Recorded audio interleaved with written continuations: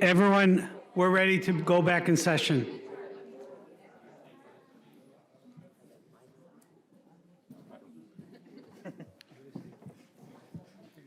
We just cross out what we don't want. Read it without those pieces. And then it's What was that? We can just cross out what we don't want. Yeah, yeah.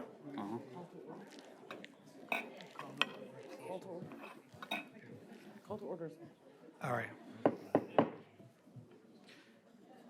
So we're going to call the meeting back to session. Give me 1 second, Mr. Chair.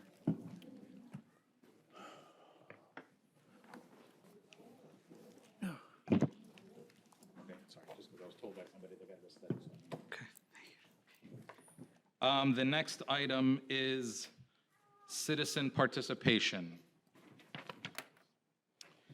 Citizens wishing to address the board on agenda and non-agenda items for action who are signed in by 7:10 p.m. or 10 minutes after the meeting starts by submitting a blue card to the board secretary may speak at this time. The board may not, she can speak too. The board may not be in a position to respond to non-agenda items. Therefore, speakers should not anticipate an immediate response to their comments or questions.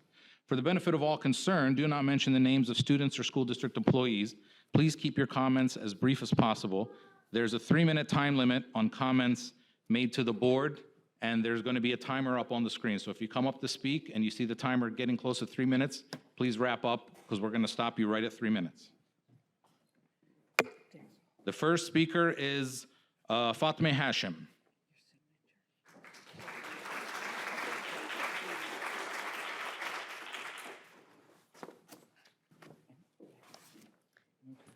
Good evening, board. My name is Fatima Hashim. I am a student in this district. I'm here today because decisions about staff are being made, but the impact on us students are not being fully considered. I should have spoken up about this in May 2025, but I did not. I regret the decision, so I will be speaking now. A principal in this district is being considered for removal after dedicating 29 years to Dearborn Public Schools, including 16 years as a principal.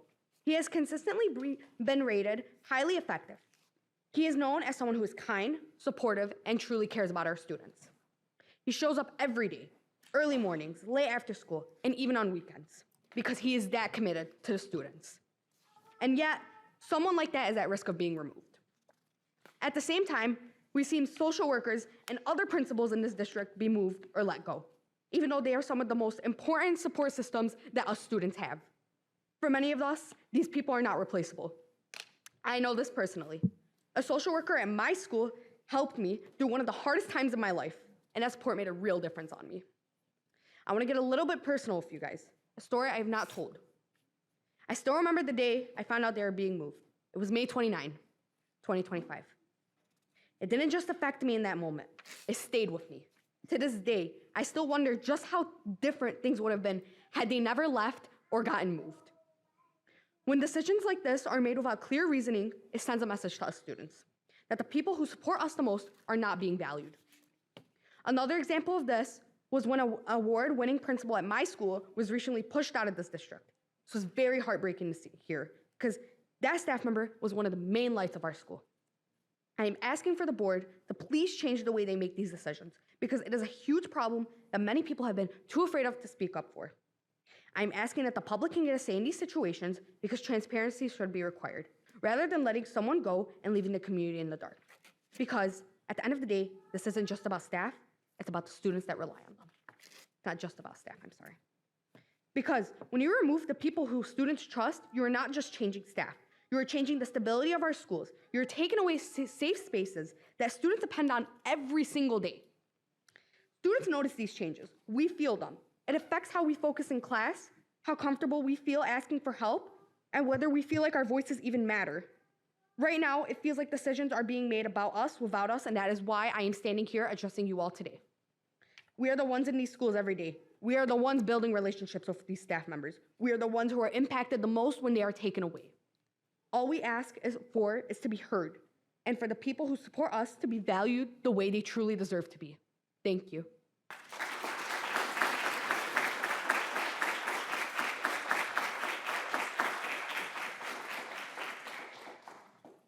The next speaker is James McLennan.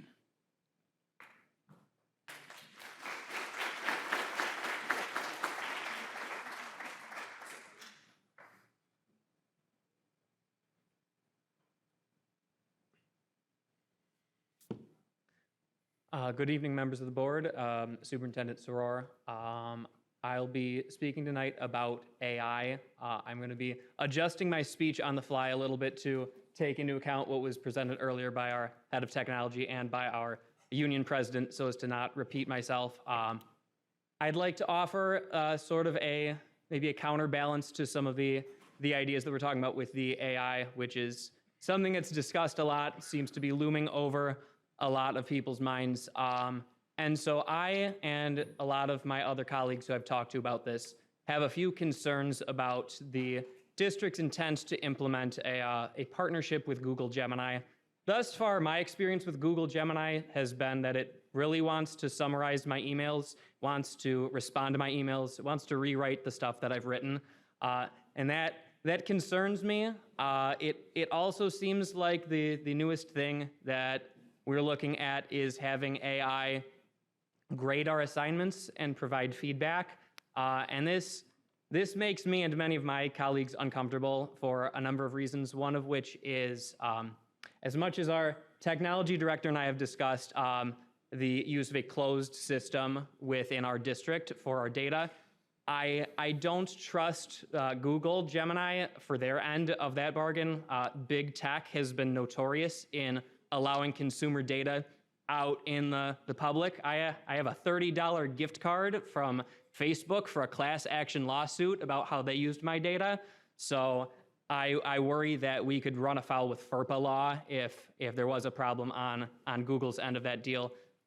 Besides the fact that if parents were to see that we were having the computer do our work for us, we might get results that were not happy from the parents, or even maybe parents getting the opinion that if we're offloading our work to the computer, maybe we don't need teachers anymore. And when we have the First Lady of the United States suggesting that we could replace teachers with robots, I'm hesitant to promote anything that would encourage that point of view. And my last point would be when it comes to how the district is spending its money. Right now, it is very well known that the AI companies are operating at a financial loss to get their consumer base addicted to their product. And I'm concerned with how much taxpayer money our district would be willing to spend to get summarized emails and automatically graded papers. So I hope that our district thinks about its use of technology and to, rather than being cutting edge with the newest fads, that we be cutting edge with using the tools that teachers know work the best. Thank you.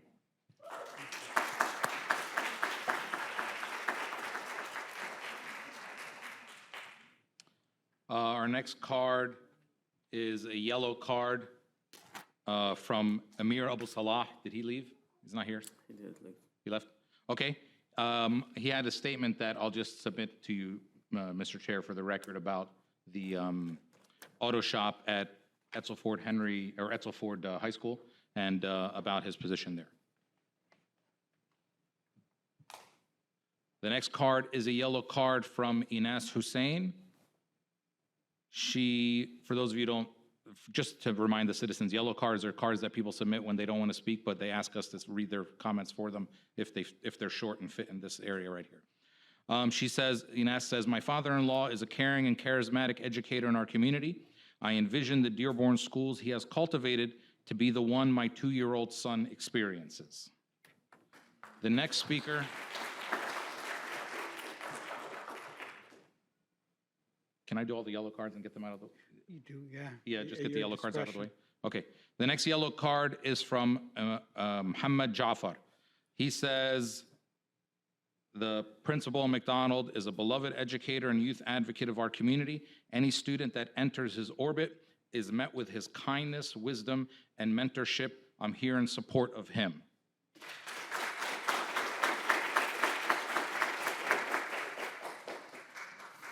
And the last yellow card is from Jinan Bezzi, and it says, the principal at McDonald has made an amazing impact in the district and deserves to continue to be part of the district for many more years.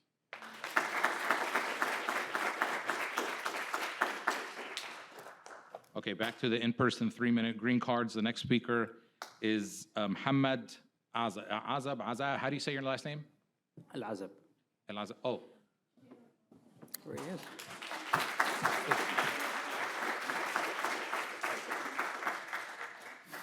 Is that safe? can you stand up here? Be careful. Are any of his parents here? Can you come stand next to him just so he doesn't fall? Okay, ready? Okay, and then get your mouth as close to this microphone as you can, okay? Okay. Hello, my name is Muhammad and I am in second grade. I want to tell you about my principal, Dr. Moghni. He is very kind and cares about all the kids at our school. Every morning, he smiles and says hello to us, and that makes me feel happy and safe. I think it's really cool that Dr. Moghni wears glasses just like me. It makes him feel friendly and like someone I can look up to. Dr. Moghni helps us do our best.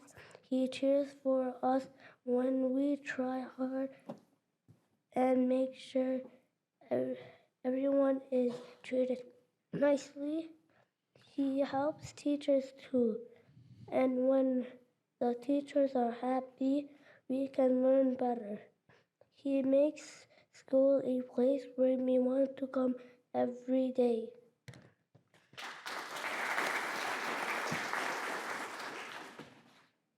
I believe it's important to do what's right, and Dr. Moghni always does the right thing.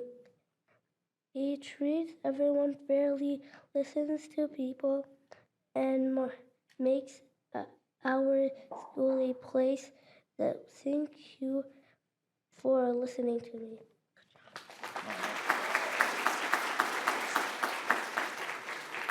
Great job. All right, our next speaker is Ibrahim Elazar.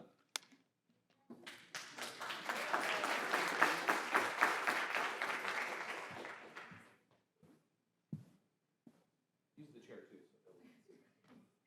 The camera. Are you okay by yourself? Okay, get close to the microphone. Good evening, members of the board. My name is Ibrahim, and I am in fourth grade. I want to share why I think our principal, Dr. Moghni, makes a real difference at our school. Dr. Moghni makes our school a safe and welcoming place. He talks to students, listens to our problems, and helps us feel respected. I've seen him encourage students who are struggling and celebrate students when they succeed. That makes a big difference because it makes us want to work hard and be kind to others.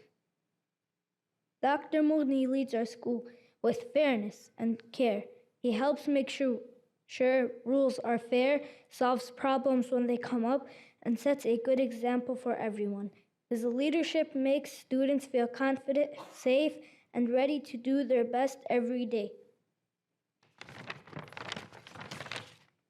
Because of Dr. Moghni, our school is a place where people matter and everyone can succeed. He inspires us to try harder and treat each other with respect.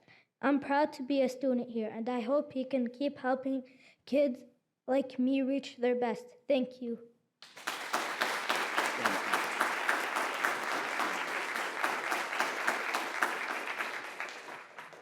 Can you keep it close by, Tom? Because I think we might need it a few more times. Okay.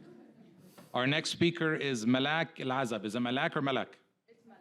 Malak, thank you. Our next speaker is Malak Elazar.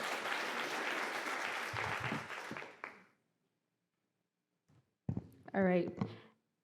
Good evening, everyone. My name is Malak Azab, and I want to reintroduce myself. So I am a 2021 graduate of Henry Ford Early College and an alumna of Dearborn Public Schools. I'm also the older sister of two students currently enrolled at McDonald Elementary, which you just heard a little bit earlier.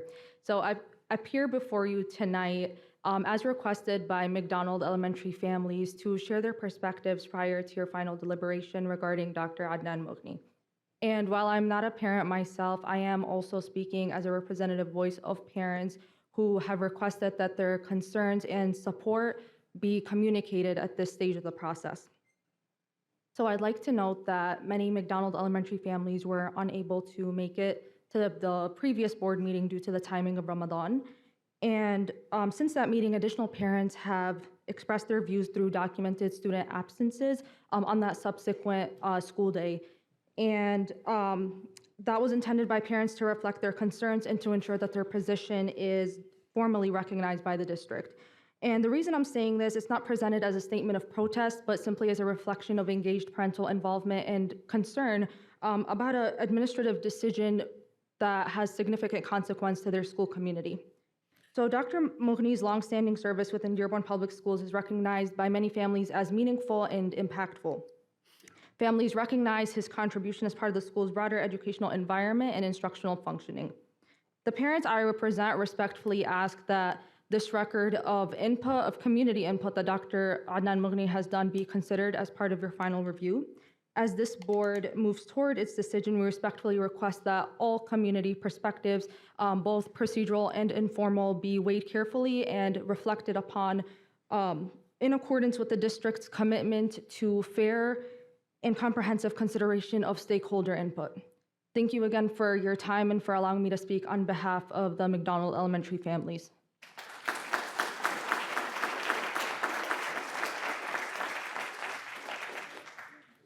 Our next speaker is Maryam Fawaz.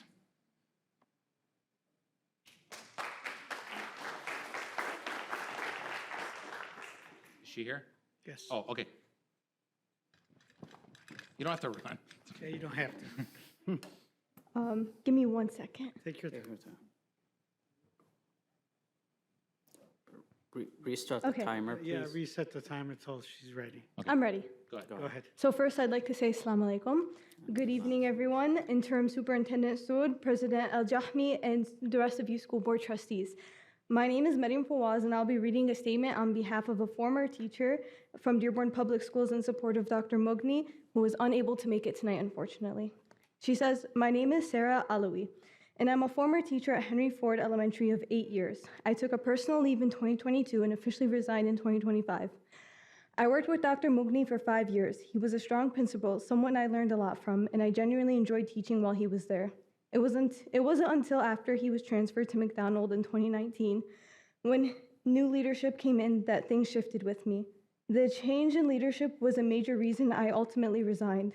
At that time, I told myself maybe experience was isolated. I hoped it was. I hoped no one had to deal with the kind of disrespect and intimidation I felt.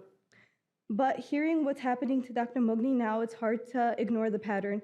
The same issues, disrespect, intimidation, and bullying keep showing up. It seems to me that in this district, appearance is valued over actual impact, and to many in positions of power got there at the expense of others. Terminating Dr. Moghni feels like just another step in the same pattern. Nothing will change in this district until educators are treated like human beings, with understanding, empathy, respect, and grace, especially educators like Dr. Moghni, who genuinely live in the district's motto of putting students first. Terminating Dr. Moghni is not only a loss for the children and families in this district, it's also a window for them to see how this district is really opening. I just hope that they are willing to look through it. And on behalf of myself, I'd like to say that you have a whole community behind you. You have young students that are coming up to speak to tell you how they feel. That should speak volumes. That should show you that your community wants him here, that he's truly effective. Thank you.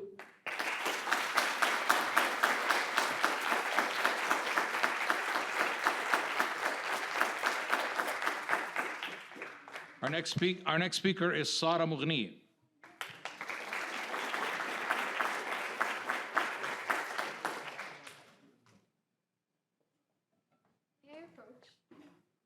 Okay, just 1 second.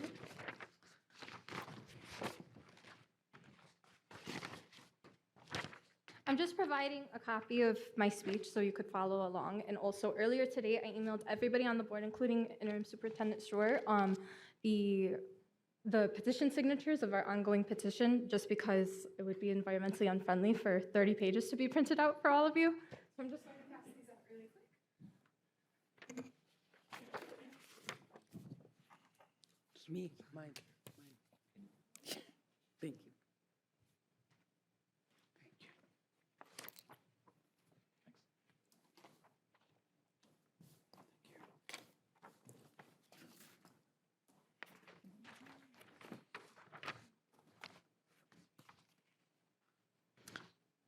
Good evening. Following the March 9th meeting, we received phone calls, emails, and messages from community members on how we can keep this beloved and respected educator where he belongs, McDonald Elementary as their principal. Since then, the petition created on February 17th has increased in signatures, now totaling to 1168. When my father began at McDonald, his secretary of just 2 months told me he kills people with kindness. That defines who he is, leading by example and remaining respectful despite 7 years of mistreatment. My household received a letter informing us that HR had suggested terminating his contract. We received this on Ramadan Eve. How have we not questioned the cruelty of this action? My family spent the entirety of the month of Ramadan, the celebration of Eid, my nephew's 2nd birthday, and the days that follow in anguish, preoccupied with the uncertainty of our future. Please tell me how you could fathom explaining the contents of this letter to your father, as I was the one that had to open it. The letter was sent without any prior disclosure.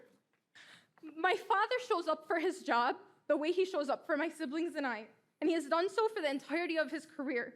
The 29 years he has served students in the district as a formal employee, and the additional 2 years he was a long-term sub at Fortin and Salina.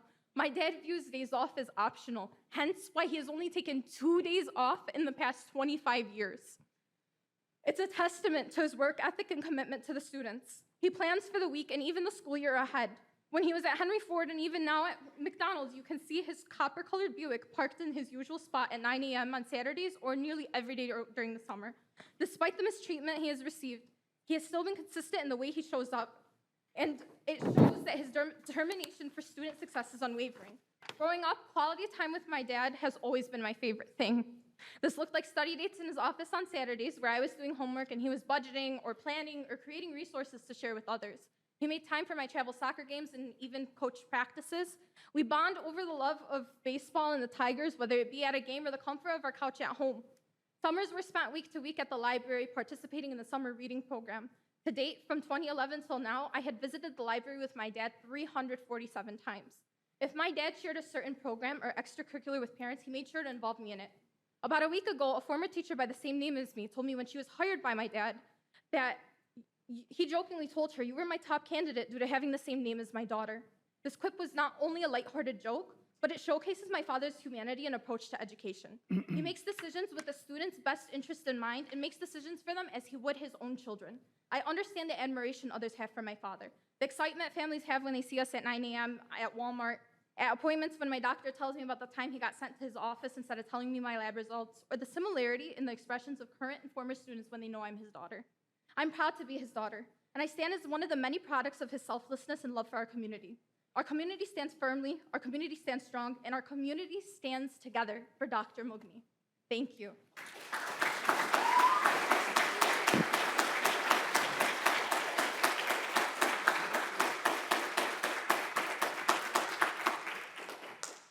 All right, our next speaker is Ghazal Boisi.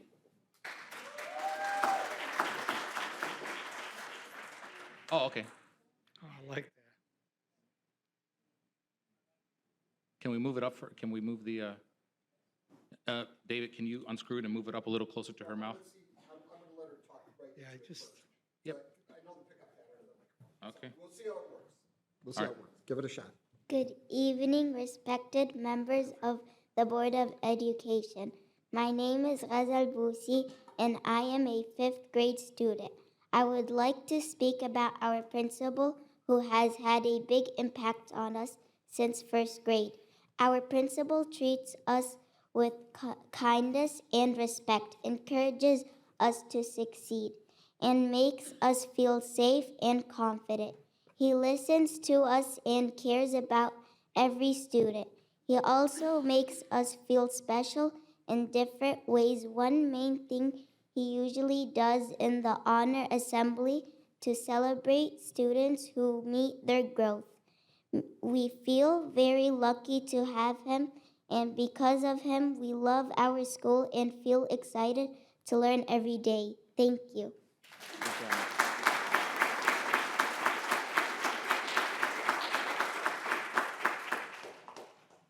Just a quick point of information. When do we have to make a motion to extend the meeting? 9:30, right? Or No, 10 o'clock, that's 10 o'clock. 10 o'clock. Yeah. And then we extend it for 15 minutes, and we got to do it Every time, we gotta do it every 15 minutes. You want to just do it now? We're going to be here after. At 10. It's 9:45 right now. No, we make You the, gotta wait till it's 10 o'clock. You have to wait till right before 10 o'clock? Yeah. Okay, great. Our next speaker is Haidar Hussein.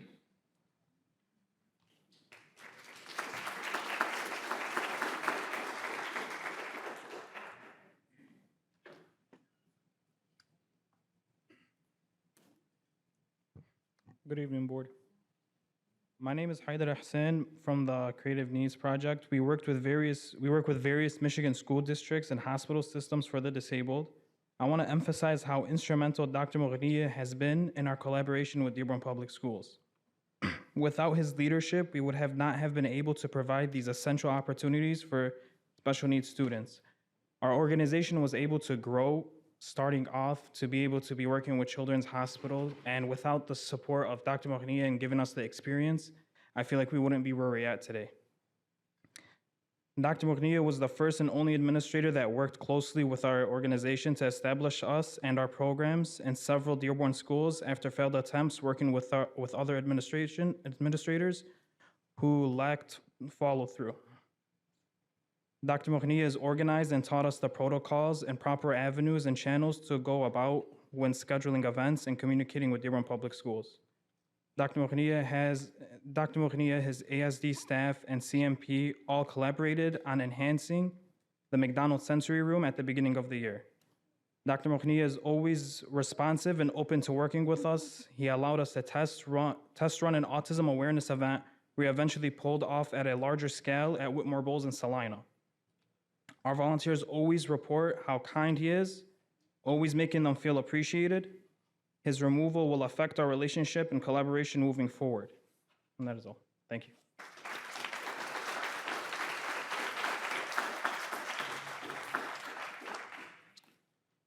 Okay, our next speaker is Sabreen, is that right? Okay, next speaker is Sabreen Al-Hassan.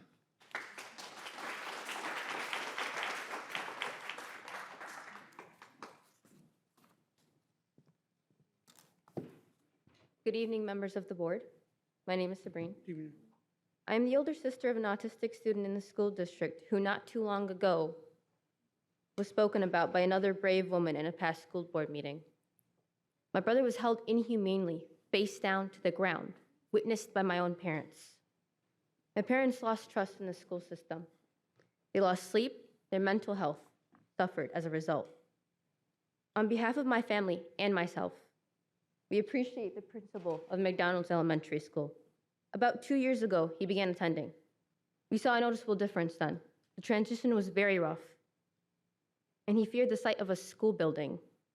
He feared the sight of a yellow school bus. Can you fathom that? A kid being scared of a bus. That could send him into a spiral for days, screaming, crying, meltdowns. The principal worked closely with my family. He worked closely. He stayed outside of the building for several days straight, just waving to our car, because that's how scared my brother was of seeing a school building.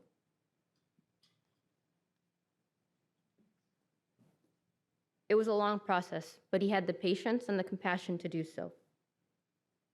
I have never known a principal ever to do this, to go that far. Do not make the mistake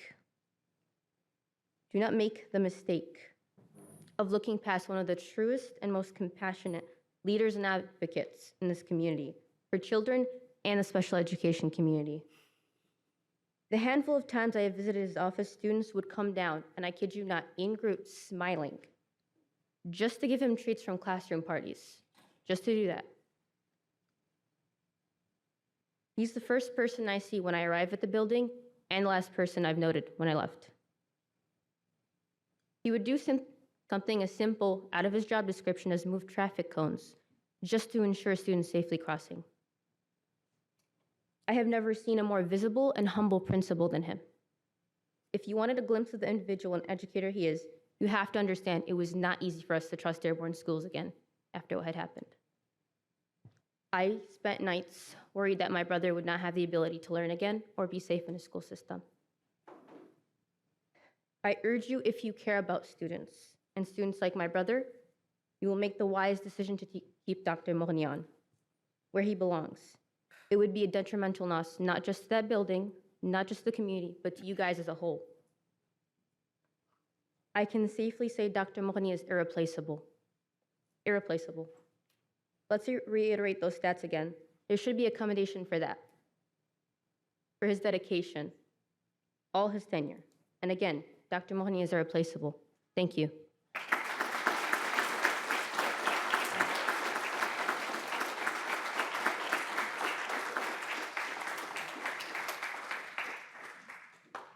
Our next speaker is Dr. Angela Moghni.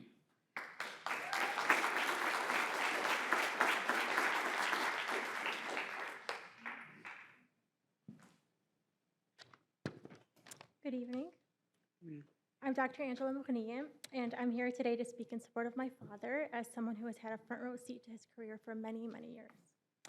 One of my favorite childhood memories was Take Your Daughter to Work Day. Thank you. Partly because I got to skip out on school, but mostly because I got to witness my dad in his element, teaching, guiding, supporting, and enriching the lives of every student that he encountered. Through Salina, Woodworth, Eunice, Henry Ford, and now McDonald, the one thing that has remained constant in an ever-changing world has been my father's unwavering love for his work. My siblings and I all have countless memories of people approaching us with stories of how my dad shaped them, made them laugh, supported them, and gave them detention. There are three things in this life that make my dad's world turn, and I'd like to touch on them briefly. First, his children, my brother, my sister, and me. Growing up, my dad's favorite gift to give us was books. We'd even make weekly trips to Henry Ford Centennial Library for new finds. 5-year-old me might have preferred a Barbie, but those books and library trips were my dad's way of opening our minds up to lifelong learning. And I think his efforts planted a seed. Today, my brother is a pharmacist, I am a family physician, and my sister is starting medical school in the fall. Second, his grandson, who just turned 2 and calls him Baba's Baba with so much affection. My dad never shows up to see Zane without a gift, again, usually a book, despite the fact that Zane is 2 and cannot read. My dad's heart beams for that boy, and all he wants for him is what he wants for all children that have ever been under his care.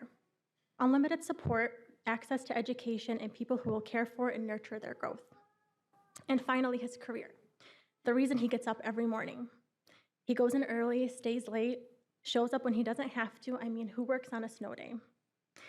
But my dad loves what he does. He believes in his work. It's not just a job to him. He's always searching for ways to better serve his school and the students, because at the end of the day, it's the kids who matter most. There has been one consistent reaction to the news of my father being called ineffective. Your dad? They must have the wrong person.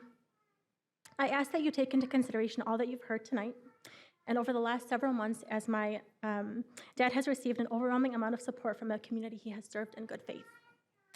This support doesn't stem from someone who is ineffective, rather it is born out of years of meaningful and positive impact. Removing my dad from this community will only hurt the students, because students need educators and leaders who believe in them, who will advocate for them, and who will show up for them every single day. And my father is one of those people. I hope my words resonate with you tonight, and I thank you for your time.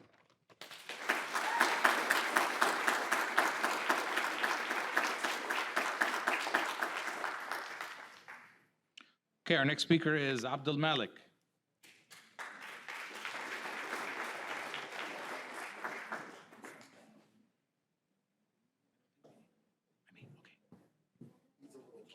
Yeah. Abdul Malik, what's your last name? Because we have to put it in here. Zamzami. Got it. Good evening, members of the board and superintendent. My name is Abdul Malik, and I'm currently a sixth grade student at middle school.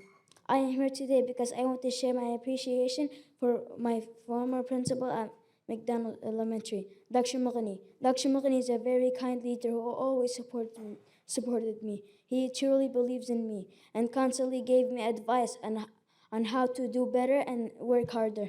Now that I am in middle school, I still remember the encouragement that he gave me.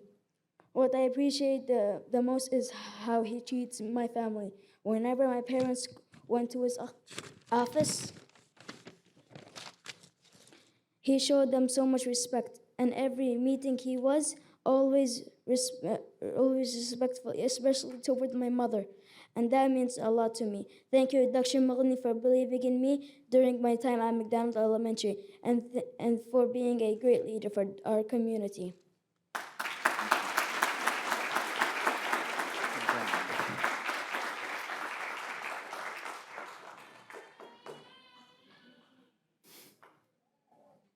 Our next speaker is Zahra Isa.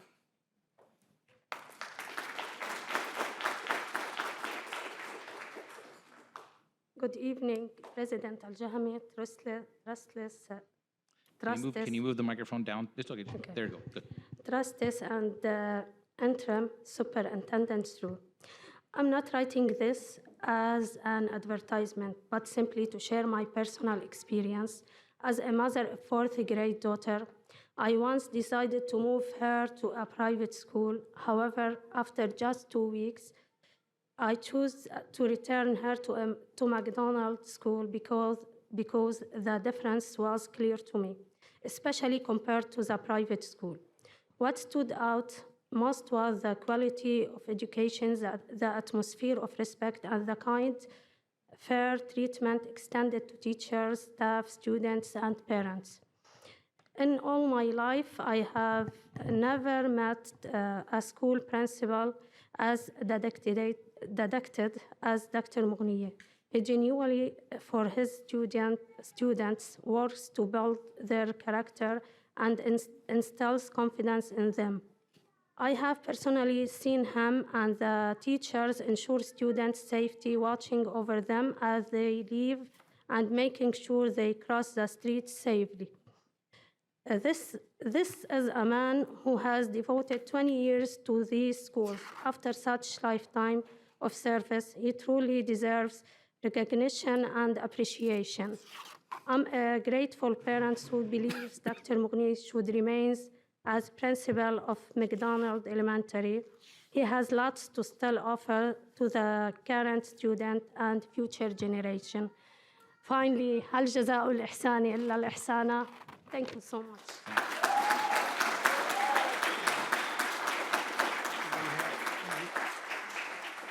Yeah, we need a Because motion now to extend the. Yeah, it's 10 o'clock. I'll make a and, motion to given extend that the meeting by Once we reach 15 10 o'clock, we have to extend the meeting.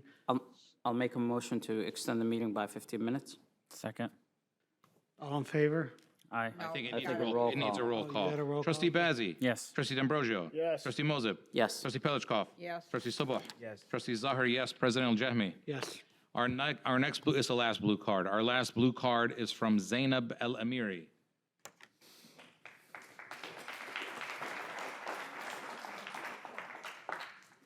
Did I say your last name right? Yeah. Okay.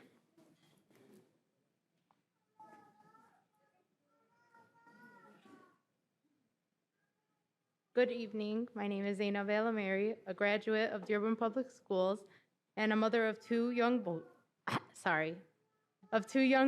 one who is currently enrolled in Dearborn Public Schools and one who will soon be next year.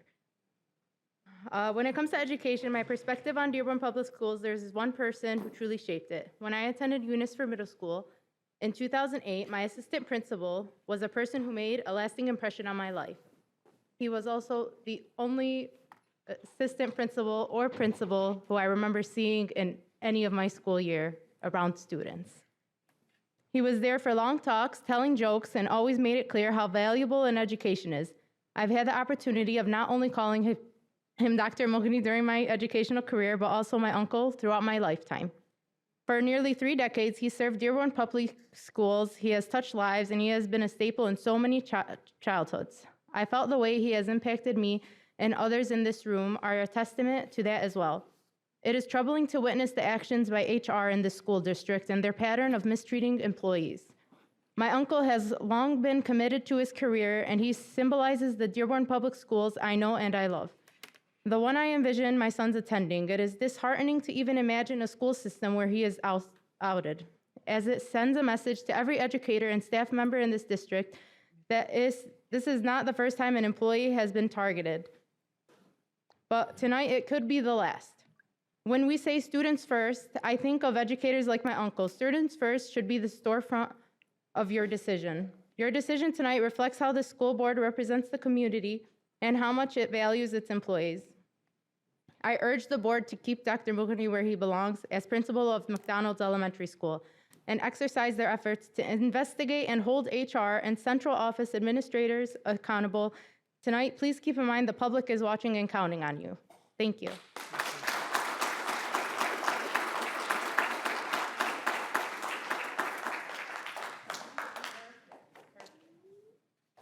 There's no more blue cards, Mr. President. Okay.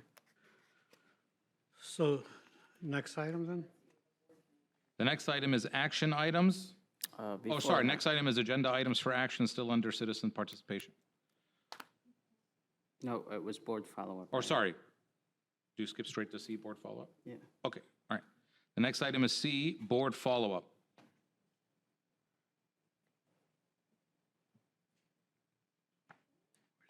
Trustee Ellis. Go ahead. Trustee Oh, wait, Dar. it's okay, I'll just wait till the phone. Okay, so I appreciate everybody coming up here and speaking tonight. It's a big testament to our community that so many people feel passionate and they come out, and I'm very proud of that. It's my understanding that this is not an issue that needs to be resolved tonight, so just so that rest of my colleagues are aware, I'll be moving that we postpone this item to a later time to see if this issue can be worked out in some other way than us just voting up or down on this thing tonight. So I just want to let everybody know that I'll be doing that once we get there. Just for the board, keep in mind, there's a timeline. Yeah, I understand the timeline is May 1st. May 1st. Yeah. And any other input from the board? Go ahead, trustee. Just, I agree, but just for logistics' sake, May 1st is the deadline we have to provide official notice on our decision, which means the decision has to come before May 1st in the form of resolution, things to consider. So I know you probably thought about that, but for everybody else who might be unaware, that's I'm happy to discuss that. If I make a motion and it gets a second and we can actually talk about it, then we can talk about it then. Okay, that's, Yeah. any other? Okay. So any second?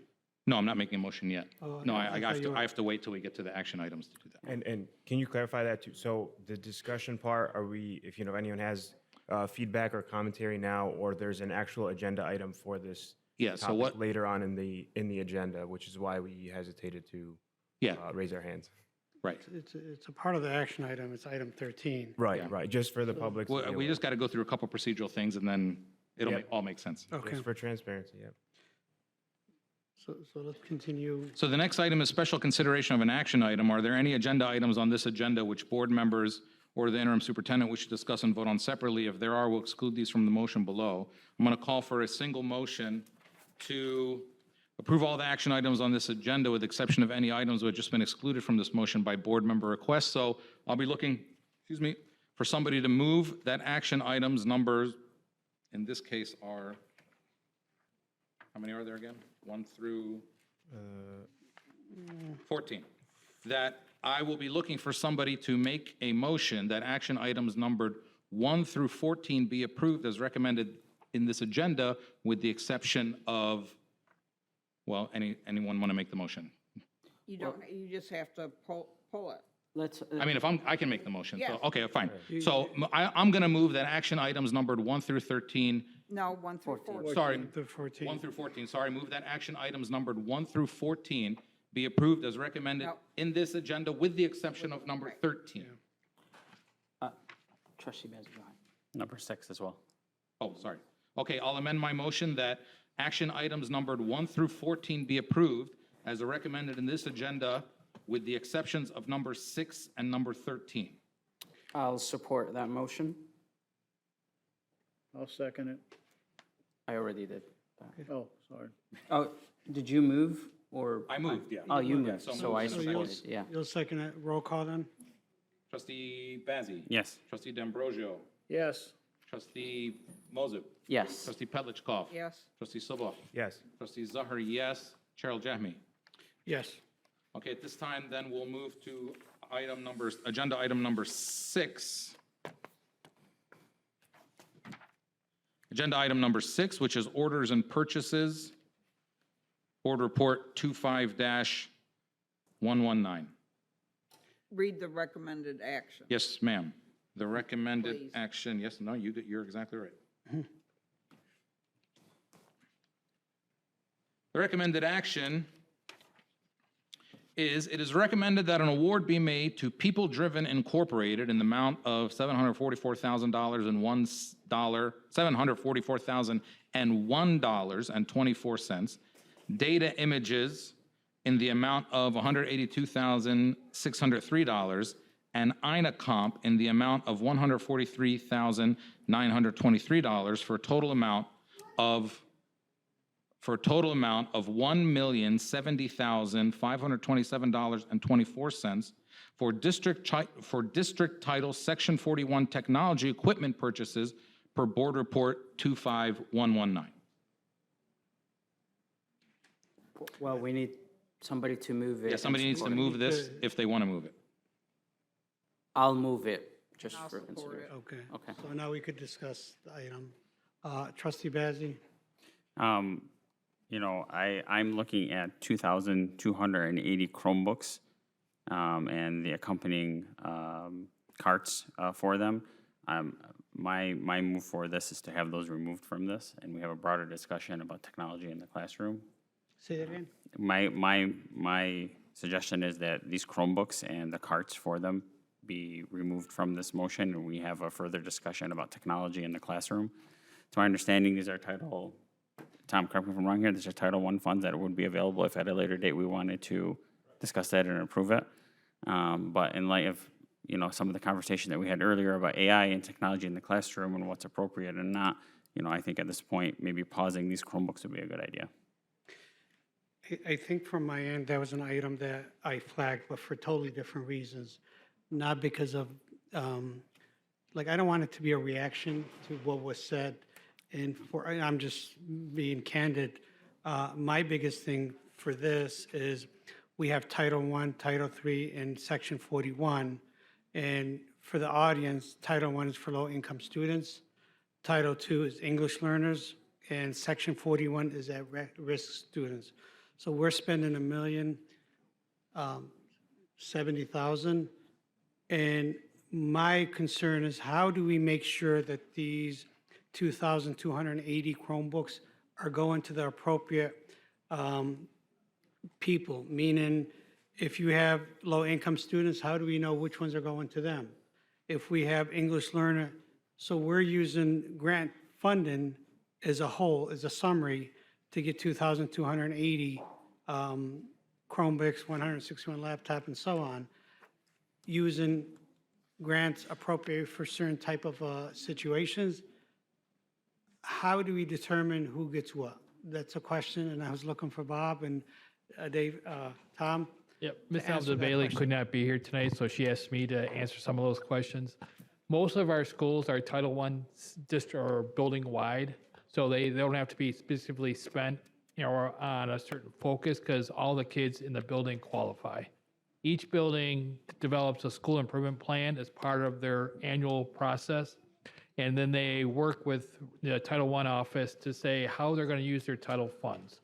So the question is, at this point, they really can't take and say they're going to use that money for something else, because it's in conjunction with their school improvement plan. Now, can we delay it? Yes. But we can't necessarily take and say, all right, we want to take that money for those 2,280 and use it for something else. It's too late in the process for that. That would require a budget amendment that goes with the state, and this late in the year, it probably won't get done in time.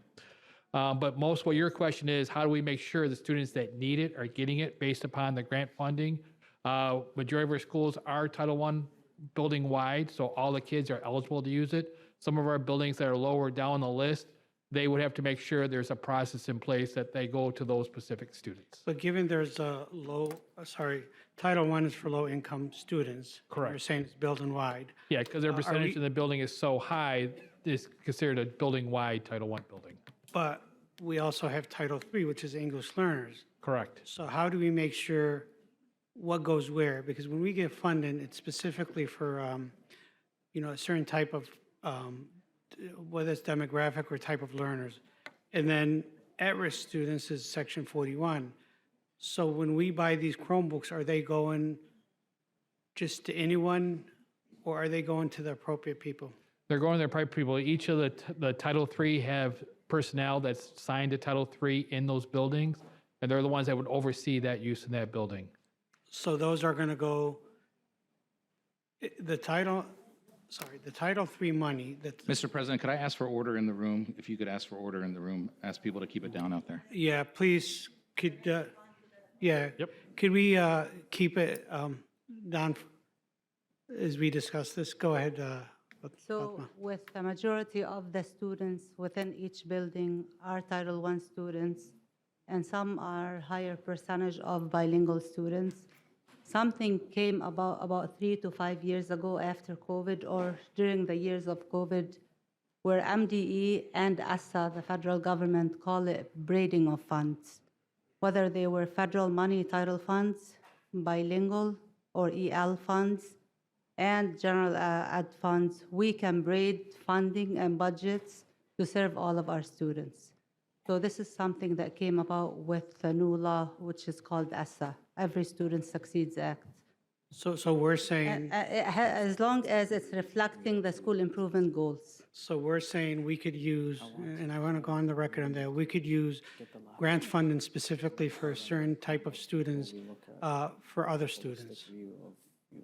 Not necessarily, but to meet the goals of the school improvement plan, and when you're allocating funding to support specific strategies within the plan, you can braid your funds to serve the purpose of meeting these goals. But at the end of the day, you're servicing the whole classroom.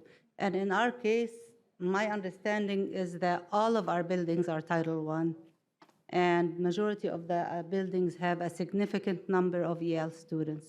So my guess is, and I'm not sure, that the bilingual portion is for specific buildings. And no, all the districts? It's not, and I think it No, goes I'm back- talking about the specific Chromebooks that were ordered. They're not for the entire district. So one of the challenges I have is we have almost 9,000 English learner. And we want to make sure that we're able to help those students so they could exit the programs. And if we're using funds that's allocated to them school-wide, then, and we really have a struggle with EL students being able to exit the programs. Yeah.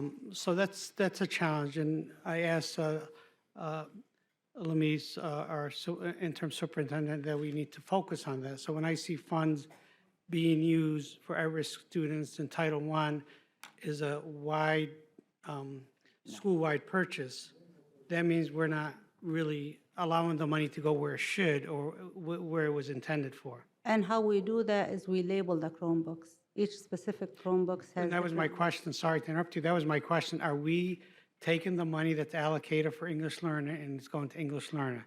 Are we taking at-risk money and it's going to at-risk students? Because if we are not doing that, then, we're not abiding by the federal government law. Yeah, so my answer to that is that we are not, and we are in compliance in terms of putting these resources in classrooms. Just like this is equivalent to co-teaching sometimes. When a co-teacher walks into the classroom and supports all students, that support is going to the specific students that the funding was allocated for. So the braiding of fund came as a way of flexibility for buildings because of the high needs. But again, these Chromebooks are labeled according to the grant fund. Sorry to interrupt. Point of order. We need to extend for another 15 minutes. All right, motion to extend. I'll suspend my current motion, but make another motion to extend the meeting by 15 minutes. Second. Second, roll call, please. Trustee Mosip? Yes. Trustee Bazzi? Yes. Trustee D'Ambrosio? Yes. Trustee Pelichkov? Yes. Trustee Subba? Yes. Trustee Zahar, yes. Chair Al-Jahmi? Yes. All right, as long as you could, because I don't want to delay this and we could take it offline. I just want to make sure funding, especially grant funding, federal funding, are used for the appropriate group. Going back to Trustee Bazzi and delaying this, I don't want it to be a reaction. I just don't want it to be, we hurt the audience and we react to delaying.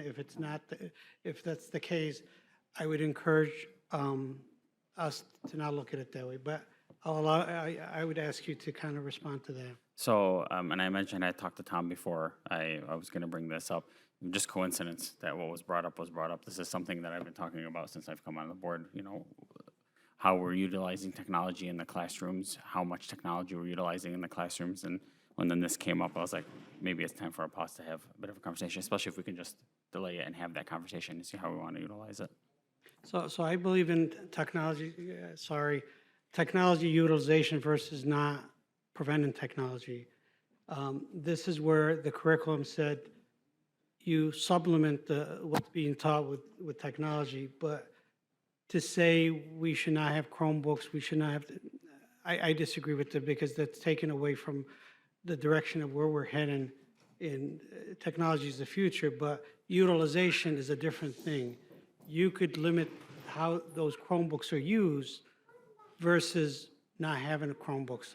Trustee Petlikov? Well, and to that point, if these are replacement Chromebooks because we need them for aging out product, and we're required, state testing is required to be done on Chromebooks, I believe, isn't it now? Isn't there some component of the testing, Ms. Farage, that's, so all the students have to have access to a Chromebook in the classroom in order to function for a lot of the curriculum needs. And if these are our opportunity to replace those, and it is an appropriate and compliant use of the funds, and we can't use those funds for anything else, I'm kind of confused as to what your concern is. Do we know, are all these replacements? I would say majority of them are, but Bob can allude to that itself. Go ahead, Bob. In the past, Chromebooks used to have a 5-year lifespan, and then we would have to replace them. Then they're at end of service with those. Chromebooks have been extended to 10 years in terms of lifespan, but what we also notice is there's wear and tear on a lot of these and everything like that, screen damage and other things. So a lot of the Chromebooks are being cycled out so that the older ones are being salvaged and everything. We can use those parts to replace them with other ones that are damaged and everything like that, but we do cycle them out like that so that we can replace them. I would hate to be putting our students at a disadvantage in some of the buildings because your concern may not be warranted at the end of the day if these are, and we have the funding in order to replace them in this fashion rather than using general funds.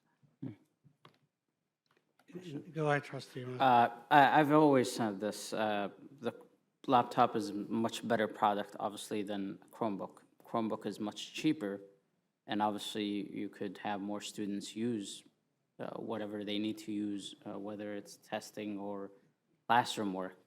But I believe what Trustee Bazzi, and I feel, I mean, it's one of my goals, right, is that we want to reduce technology use in the classroom and more conversational, more teacher interactions, more board as far as even, I mean, yeah, chalks and boards are kind of part of the past, which is sad.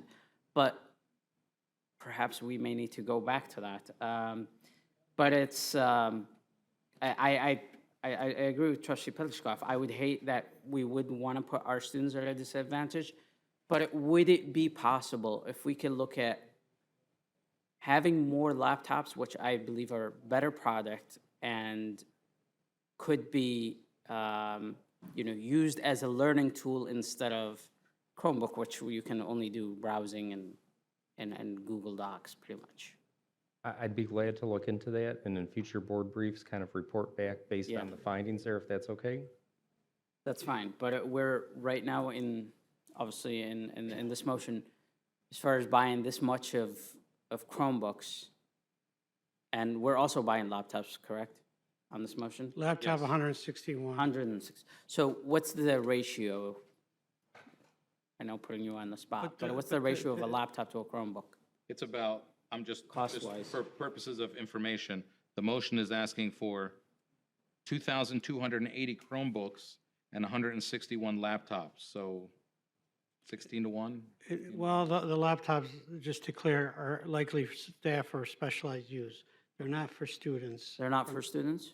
Are they? Correct. Laptops are primarily for staff. For staff? Yeah, yeah, and there is other things, carts and so on, but those are the, Okay. All right. Thank you.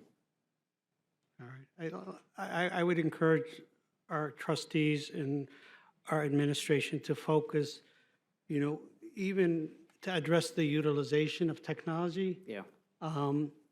Versus taking away technology, because to me, they're two different things. Having, kids having a Chromebook, it's really at the discretion of the teacher, Can we is how call they the use them. question? We have a motion on the floor now. If everybody's questions are answered, maybe we should vote on it. Yeah, that's fine, but Yeah, let's- I could speak my opinion, right? Yeah, I understand, but we're going to run into that Yeah, 15-minute well, we're going to run in timeframe time. We again. still have plenty of time. So I would appreciate you give me the courtesy. So do we have a motion?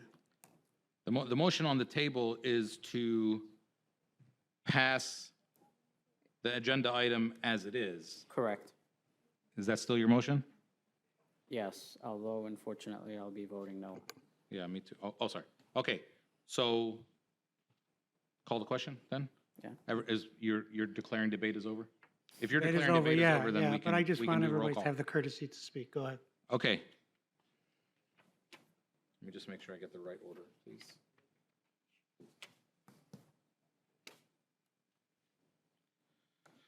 Okay, so this is the motion for agenda item number 6. Let me repeat it so that everyone knows what we're voting on, because it was 20 minutes ago, I think, when we said it. Recommended action that an award be made to People Driven Incorporated in the amount of $744,001.24. Data Image Systems in the amount of $182,603.00, and Inacomp in the amount of $143,923, for total amount of $1,070,527.24 for District Title Section 41 Technology Equipment Purchases per Board Report 251-119. Trustee Bazey. No.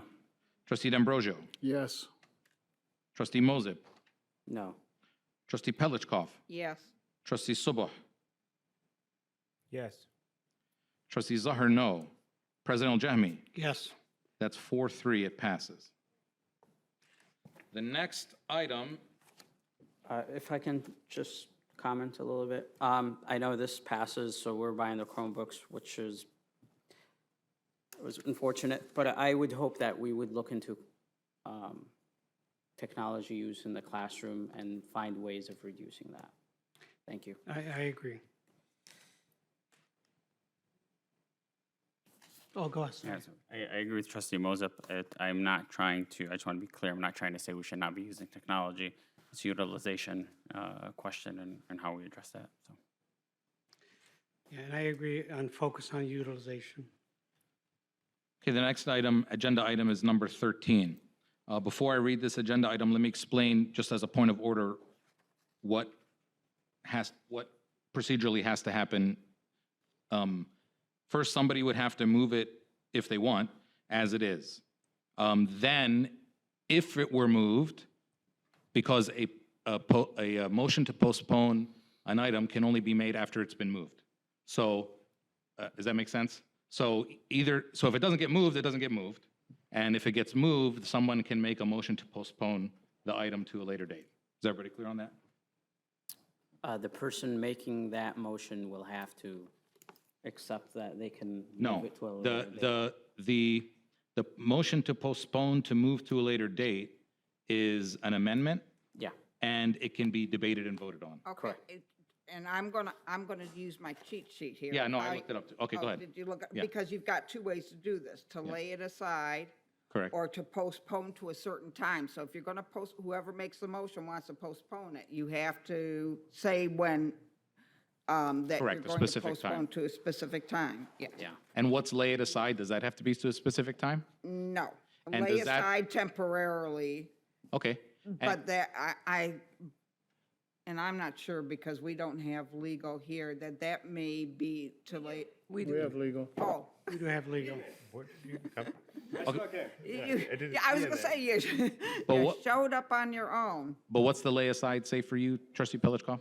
It's temporary. Okay. So does that have to be revisited in the same meeting or? No. The following? So to lay it aside means that you would lay it aside to a time uncertain, which means that it would be up to the will of the Right. board as to Okay. when they would It make a would be decision. brought back.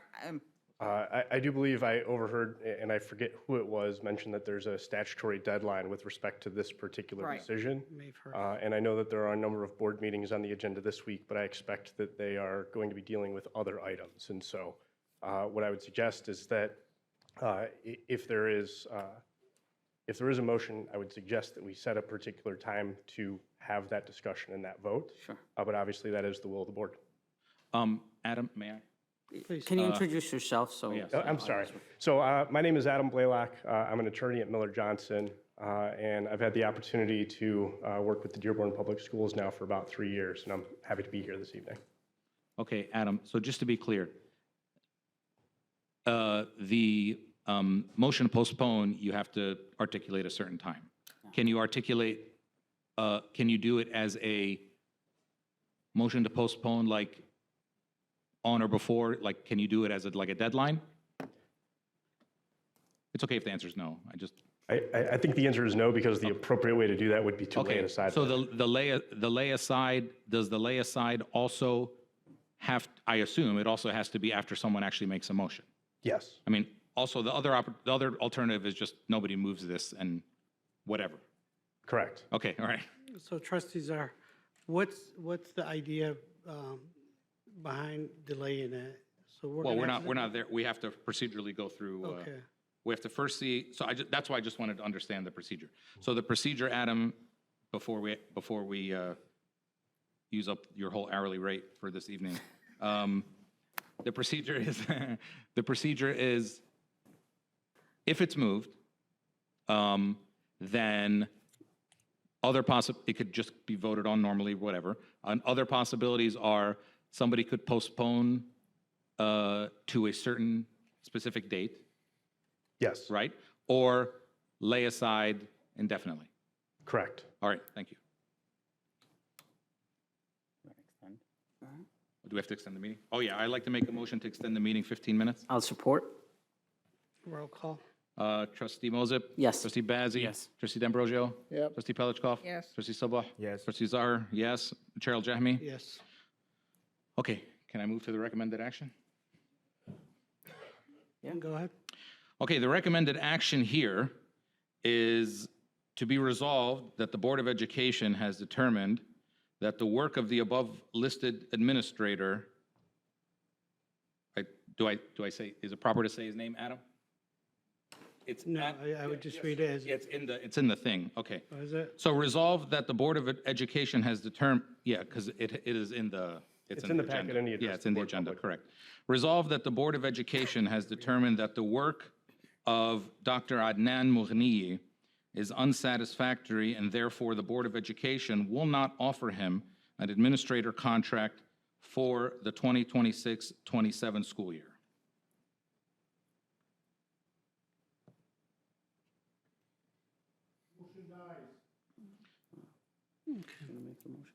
I would like to,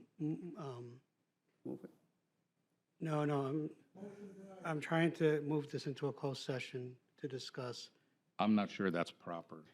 how, So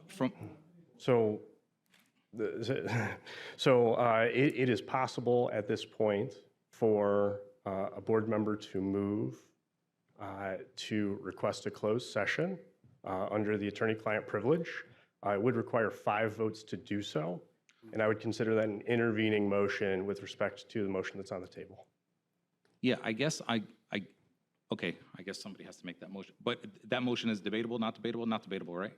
Closed session? You can debate closed session, although you just need 5-2. you need a 5-2 vote. Right, you can't So really, so I'm saying, if somebody makes the motion and somebody seconds it, is it debatable before the roll call, or you go straight to the roll call? It's debatable. Okay. Counsel. It's uncommon to debate it. I'm trying to understand what we'd be going in closed session for. Well, I think going to a closed session, you hear both sides, and it gives us more information. You hear the client. But point of order, that's not what we're doing. We can go into a closed session to consider a legal opinion, of which I'm not And sure. that, we do have a legal opinion. No, I understand. I just don't know what we're getting an opinion about, number one. Number two, we can't go into closed session to discuss an employee or something like that unless the employee asks for it. That's what Open Meetings Act says, and he has not. So I would clarify that is that that is true with respect to the request that's made by the employee, but the board can always go to closed session to discuss a written legal opinion pursuant to the Open Meetings Act. Is that what you have? And there is a prepared legal opinion. Oh, okay, fine. If you have a prepared legal opinion? And this is what was asked earlier, is that's why he came in to present the legal opinion. No, that's fine, but I just want to understand. You're presenting us a legal opinion. We're not going into closed session to discuss the employee or the actions or whatever. I have a prepared legal opinion. That's all that I'm willing to share in this setting. In public. Okay. Privileged. Well, there's still no motion to go into closed session. I will make a motion to go to closed session to discuss attorney-client privilege material. It'd be pursuant to Section 8(1)H of the Open Meetings Act. Pursuant to the section that the attorney just mentioned. So there's a motion on the table to go into closed section pursuant to MCL 152681H of the Open Meetings Act to consider material exempt from discussion or disclosure by state or federal statute. Second. Trustee, yes, second, sorry. Okay, Second. so we have a motion. Trustee Bazey? Yes. Trustee D'Ambrosio? Yes. Trustee Mosip? Yes. Trustee Pelichkov? Yes. Trustee Subah? Yes. Trustee Zahar, yes. President Al-Jahmi? Yes.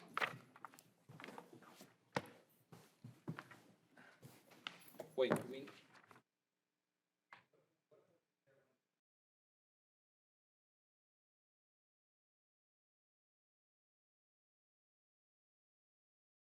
Being back to session. Yeah. President Al-Jahmi, I'd like to make a motion to extend the meeting for another 15 minutes. Second. Roll call. Trustee Mosip? Yes. Trustee Bazey? Yes. Trustee D'Ambrosio? Yes. Trustee Pelichkov? Yes. Trustee Subah? Yes. Trustee Zahar, yes. President Al-Jahmi? Yes. So just for our audience, we owed it to our legal counsel to be able to hear them and hear their recommendation. Go ahead, Trustee Zahar. I just want to make a point, just so that the public knows, when we go into a closed session, we can invite anybody into the closed session that we want to. But we can only go into the closed session to discuss things that we said we were going into closed session for. So I'd like to affirm to everybody that we only discussed the legal opinion. We did not discuss any personnel matters in the closed session. Just so everybody is very clear on that, that's what happened in the closed session. All right, we are still on agenda item number 13, which is resolved that the Board of Education has determined that the work of Dr. Adnan Mughni is unsatisfactory, and therefore the Board of Education will not offer him an administrator contract for the 2026-2027 school year. I need somebody, or I don't need somebody. This is the proposed motion that would be on the table if anybody wants to move it. So moved. Second it.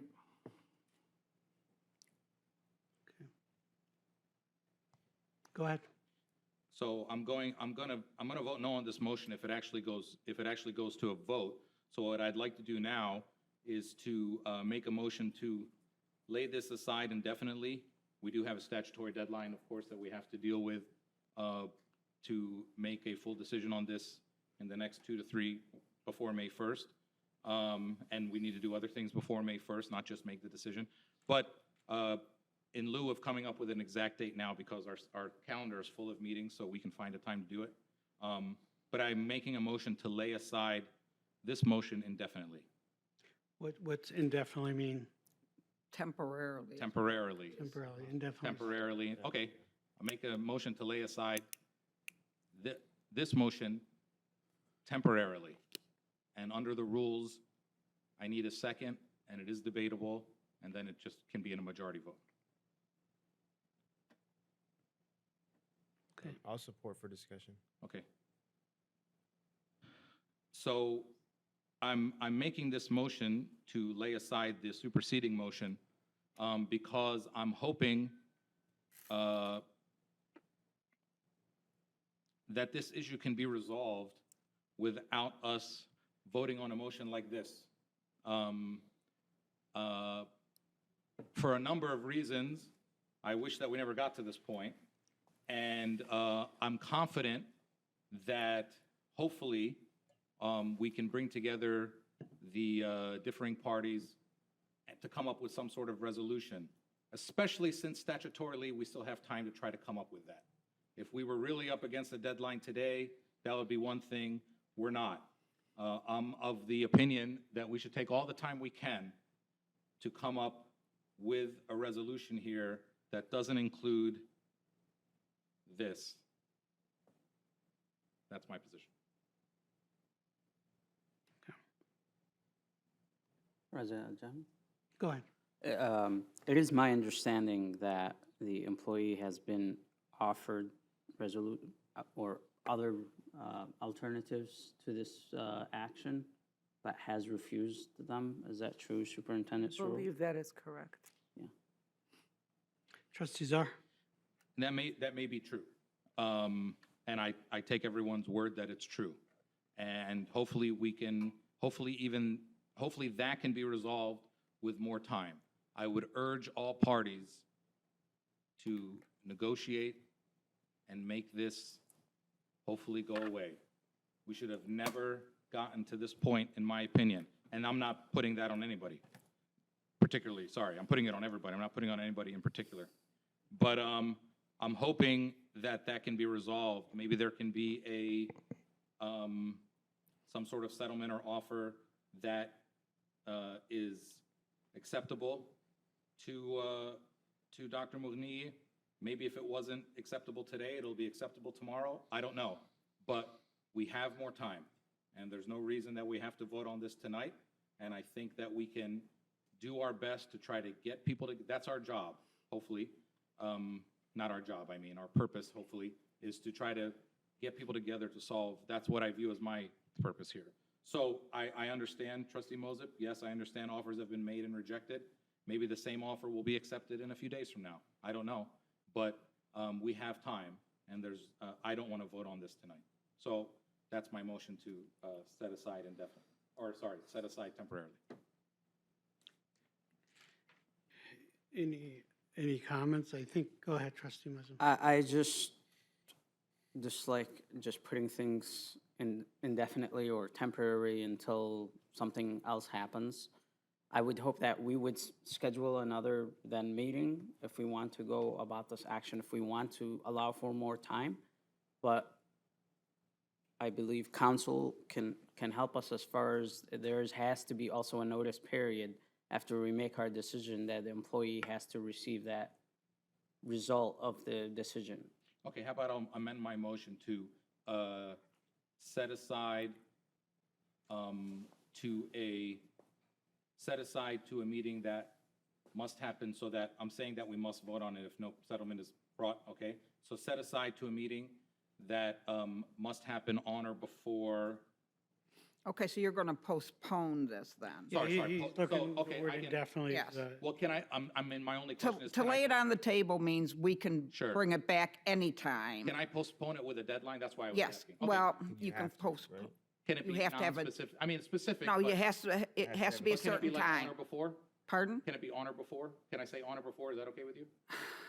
Before May 1st? Something, or I was going to say a couple days before that, but Yeah, he would have to do before I mean, we that. can ask Adam. if Well, you then want. what's the date? I mean, because Why you'd not? have to know that everybody could Well, come. because we have Get, I think the week of the 27th is the only thing that, I know some of our meetings coming up are for other purposes, but we have a number of meetings coming up. We have 3 meetings coming up this week, which are, I know they're interviews, but they're still meetings. We have a meeting on Saturday, the 18th.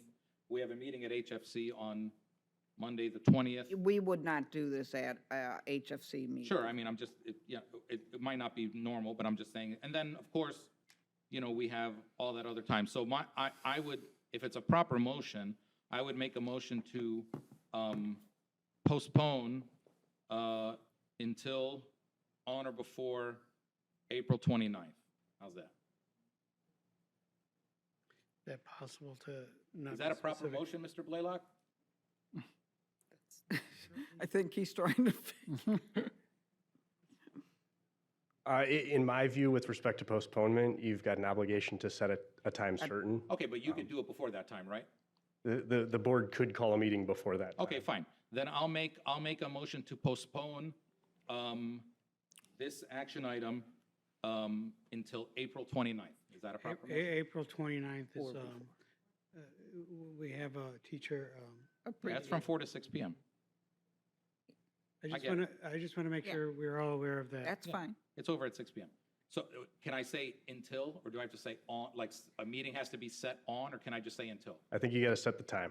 So what I Okay, would and then we can just suggest, do it before if we wanted to, right? what I would, I mean, the board can always make the decision that it wants to take something up at a later date, but what I would suggest in terms of your proposed motion is that you set it for 6 p.m. or 6:15 Okay, on that particular time. 7 Then PM of course on. we could change it at any time, right? Okay, I'm gonna make a motion to postpone this action, which is agenda item number 13, until April 29th, 2026 at 7 p.m.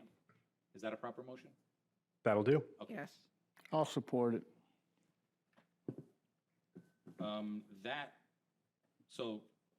So then. Okay, So I basically just changed my other motion, which is fine. Or trustee D'Ambrosio supported it. Under the rules, there can either be more discussion or we can Yeah, vote on is it. there any more discussions? All right, so then roll call. Okay, so this would be a majority vote. Trustee Bazey. Yes. Trustee D'Ambrosio. Yes. Trustee Moses. Yes. Trustee Pelichkov. Yes. Trustee Sobel. Yes.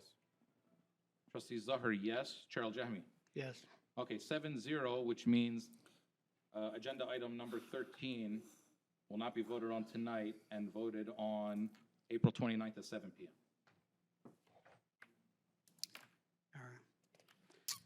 All right. What's our next item? We need I to have to extend. read the, We need to extend. Summary of agenda. oh, items. sorry, we need to extend the meeting. I'd like to make a motion to extend the meeting 15 minutes. I'll support. Trustee Bazey. Yes. Trustee D'Ambrosio. Yes. Trustee Moses. Yes. Trustee Pelichkov. Yes. Trustee Sobel. Yes. Trustee Zahar. Yes. President Al-Jahmi. Yes. All right, the action items, the summary of the agenda action items are as follows. Number one, if you're leaving, can you please keep your voices down? If you're leaving, we still have to finish our meeting. The summary of the agenda action items are as follows. Number one, approval of warrants per board report 25115. Number two, approval of an award to Amplify per board report 25116. Number three, approval of an award to Common Lit Incorporated per board report 25117. Quiet, Number four, please. approval of- HFC? Mr. President, could I ask for order in the room? All right. Please, as you're leaving the room, keep in mind that we're still having the They meeting. have to leave. Ask them to please leave. There, Did we lose our? To continue the agenda action items that we approved. Number four, approval of an award to Burlington English Incorporated. please have the discussions outside. Number four, approval of an award to Burlington English Incorporated per board report 25118. Number five, approval of change orders. Number six, we passed. Approval of an award to People Driven Incorporated, Data Image Systems, and INACOMP per board report 25119. Number seven, approval of an award to First Student per board report 25120. Numbers 8 through 11, approval of non-instructional and instructional personnel items for P through 12. Number 12, approval of financial statement. And number 14, approval of donations. The next item on the agenda is discussions, and it's first look at 2026-2027 budget by Mr. Thomas Wall. Good evening, board members, President Al-Jahmi, Superintendent Srour, and members of the board. We'll go through this quickly. There's not anything drastic at this point as we kind of look forward. Our budget calendar, as you can see, we're on the April 13th board meeting, about the middle of the page, right by the second. This is our first look for next year's budget. As you can see in this picture, which is the cycle, we're still waiting for the House and Senate to give us their state aid bills for next year. So all right now we have is the governor's bill, and that's kind of what we're basing this, budget, projection on. This also just kind of gives you the process from start to finish. We had our revenue consensus meeting in January. It happens twice a year, once in May and once in January. And it kind of goes through the process. So most of the time when the state actually adopts a budget, it'll be July or later. There's usually a period of time where MDE interprets the law as how they see it. And we'll basically get our basic first final look at what the budget actually means sometime in the fall. So just so you know that no matter what we do at this point, it's going to be an estimate based upon what we have information available. So when we look at the economic forecast, this was the challenges that the state were addressing. Declining revenues on a national economic softening of our economy, rising healthcare costs, impact from the federal side on the HR bills, HR 1 bills, persistent inflation, ongoing pressures, obviously with the war going on, and other investment needs like the infrastructure that are going on. So that's what the state is facing at their level.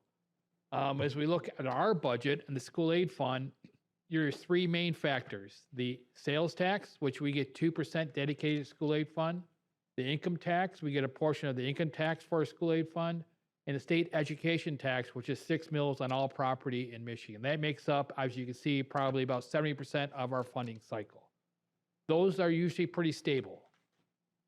So when we look at where the school aid fund is compared to the general fund, the school aid fund is the dotted blue line. We're doing very well, where the state is struggling. They've had a very flat, economy since roughly the pandemic. So they're struggling at the state level. So what does that mean for us? Is obviously legislators control our process. So the state says we're going to look at reductions, efficiencies, and redirect revenue. And the redirect revenue is what's going to impact us considerably because the school aid fund is doing very well. As you can see, as one of their issues for reassignment is they're going to take more of the higher education portion out of our school aid fund. So that has an impact to us. You can see as what they have proposed, it equates to roughly about $1,400 per student. So it's a considerable amount of money. If we look at it over time, you can see that the amount that they've taken out of the school aid fund for post-secondary education has consistently rise, and this next year is going to be significantly higher. Does that mean that we don't have revenues in our budget to do increases in the foundational allowance? We do, but just know that long-term is what we're concerned about is, are we able to maintain what we have without further impact? So looking also, another factor is the state is projecting to lose students for the next 3 years, roughly about 10,000 students per year. So the student enrollment in the state of Michigan is declining. So obviously that's going to impact schools differently depending on their neighborhoods, but that's something the state is also looking at, that, that the state in total is losing students. I'm going through this fast. As you can see from what they estimated back in May in the green line, and the preliminary now, the numbers aren't too bad. Just know that the personal income growth is going up, payroll is going up, Detroit CPI has dropped a little bit, which is an inverse relationship, so that's good for us. And the employment rate dropped, so that means we're having more staff. So overall, the Michigan economy isn't really impacting us as a school district, and that's why our revenues are rising. Just looking at the school funding history, you can see that the federal money had a big impact during the pandemic times, but now we're back to where it has a very small part, and most of our money comes from the state of Michigan economy. Baseline revenues, as you can see, they're projecting increases going forward. So that's good to see that we are expecting slight increases going forward. So we're not looking at any kind of recession where we have to worry about tightening our belts. So going forward, that's good. Looking at the ongoing general fund and special purpose, the whole idea is this: when you look at that blue dotted line, when you impact or have the impact of inflation on it, even though we're getting more money, the actual value of that money is not rising, it's actually declining a little bit. Just know that even though we're getting more money, inflation is impacting us where we have to worry about that on the expenditure side. Budget Stabilization Fund, this is something that is out there, is roughly about $2 billion in the stabilization fund in the state of Michigan. So if a recession does hit, that would trigger that, so we wouldn't have to worry about large-scale cuts like we did in 2008-9. If you're in education, we lost a lot of money back then. How the state spends money, you can see almost half of their money comes back to us through the foundation allowance. And then you have other portions of federal grants that come through, MIPSTERS funding, special education, just showing how the state spends their money in public education. All right, moving on to our assumptions for next school year's budget. The school aid fund, all we have right now is the governor plan is a $250 per pupil increase.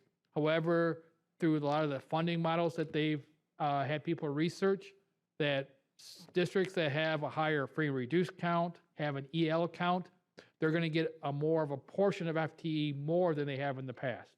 And there's a bandwidth, a band land of 1 to 6, 6 being the most highly at-risk students. We're in band 5, so we get a larger portion of that partial FTE. So that's helping out our foundation allowance for next year. Grants, that's the only thing we're really unsure of. They really don't get too far into the grants of what's going to stay, what's going to go. So that's always a worry for us. So that's something we have to watch very carefully as going forward. And preliminary estimates is the taxable values in Dearborn are roughly going up 4.6%, which is good for our taxing capability. Staffing costs, again, these are the big three: state aid, staffing costs, and student counts. Our staffing counts, obviously, they're in negotiations right now. Right now, we're budgeting 1%, so that's an easy number to scale if we have to go up or down. Step increases are going to be paid. Healthcare costs are increasing roughly by 3%. No more year of retirement. And so we expect no really significant changes in staffing levels for next year, with the exception of grants that we have staff on grants. If that grant goes away, obviously we're going to have to manage that aspect. On the student counts, Mr. Mashur and his excellent job is looking at an increase in students next year of roughly about 300. He's still going through his final, work through the process. We don't get that to about mid-April, so we're just missing that deadline. Right now, we are, using his preliminary number. So this is just kind of explaining how the student counts work. Obviously, we have a fall count, which is 90%. Our winter count is 10%. So we're actually last winter, we just did in February, is our 10% for next year. And our fall count in 26 will be our other 90%. So that's how that number gets calculated. On the foundation level, just know that there are laws that come into play that even though we will get $250 per student, the state law only allows us to get up to the inflation rate of 1.7%. The rest comes through a categorical.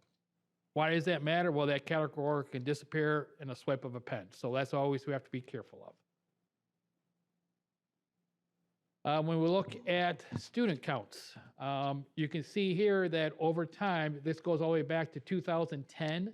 These are students that live in Dearborn that go somewhere else. So you can see the bottom chart, our blue line is students that are staying in our school district. The red line are students that go elsewhere. These are only students that live in Dearborn. We have been consistently around 90% of the students in Dearborn come to Dearborn Public Schools. The rest might go to a charter school. They might. Around how much percent? 90%. 90. So that's a good number. And I'll show you this next chart. This is just a graph of all the districts in Wayne County. We're the big red dot on the far right-hand side. See, a lot of school districts do, but you see some schools that a majority of their kids, only 40% go to their school district. So you can see Dearborn does a good job. We're on the upper end of that kids feel the value, or parents feel the value of our students, and they send them to our school.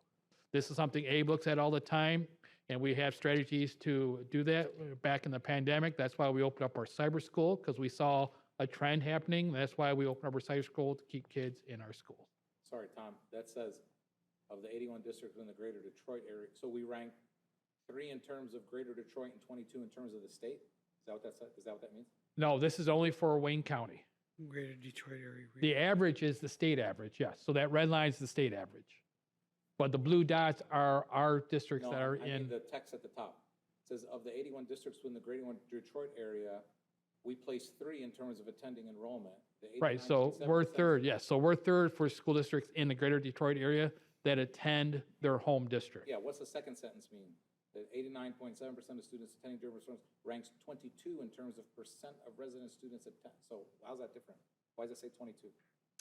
I took this off a graph off of our Munitrex. So I can get into, I'll just find that one Okay, later. find that out, because But I just wanted, just looking at the overall picture. yeah, no, we're doing a great that- job. yeah. I just didn't know what that means. Ranks Yeah, point two. I'll have to go back and look at the data just to make sure I explain it correctly. Well, could it be that there's statewide, there's a lot of smaller Yeah, it might be districts where they statewide, yeah. probably have Right. 100% of the students going there because they don't have any other option, Yep, that's so all. I'll verify that. Yeah, maybe that. Yeah.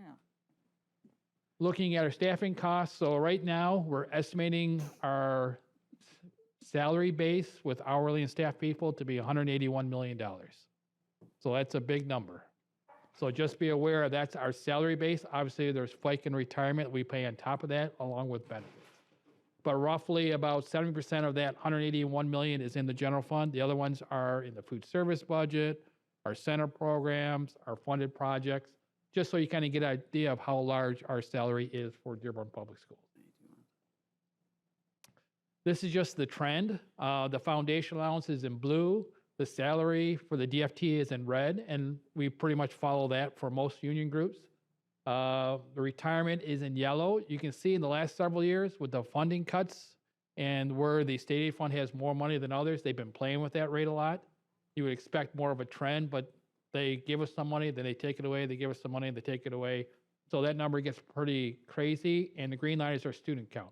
As you can see, we were kind of at the lower level, and we're starting to go back up again, which is a good sign. And I think that ties in with our birth rates are also increasing in Dearborn. This is just a quick picture of our model. This is the most likely scenario that looking at all the parameters I just explained, we have a surplus of roughly about $500,000. So again, we're not looking at any kind of staffing cuts with the potential impact of grants. We always want to make sure we're right size. We don't want to be late to the party of trying to right size ours. But obviously another big issue we have is the capital infrastructure side. That depending on how we go forward, that we'll have to continue to put more and more money in that area if we don't get a solve to that process. Mr. President, I need to make 15, a motion to extend the meeting I'll- 15 minutes. I'll move to extend the meeting by 15 minutes. Second. Trustee Moser. Yes. Trustee Bazey. Yes. Trustee D'Ambrosio. Yes. Trustee Pelichkov. Yes. Trustee Sobel. Yes. Trustee Zahar, yes. Chair Aljami. Yes. How much did we contribute this year to that fund of the capital improvement from the general fund? Roughly about $5 million. $5 million. Yes. What's the trend been of that over the years? 2.4. We've been high as 14 million during the pandemic years because we were able to utilize some of the federal funds in that way.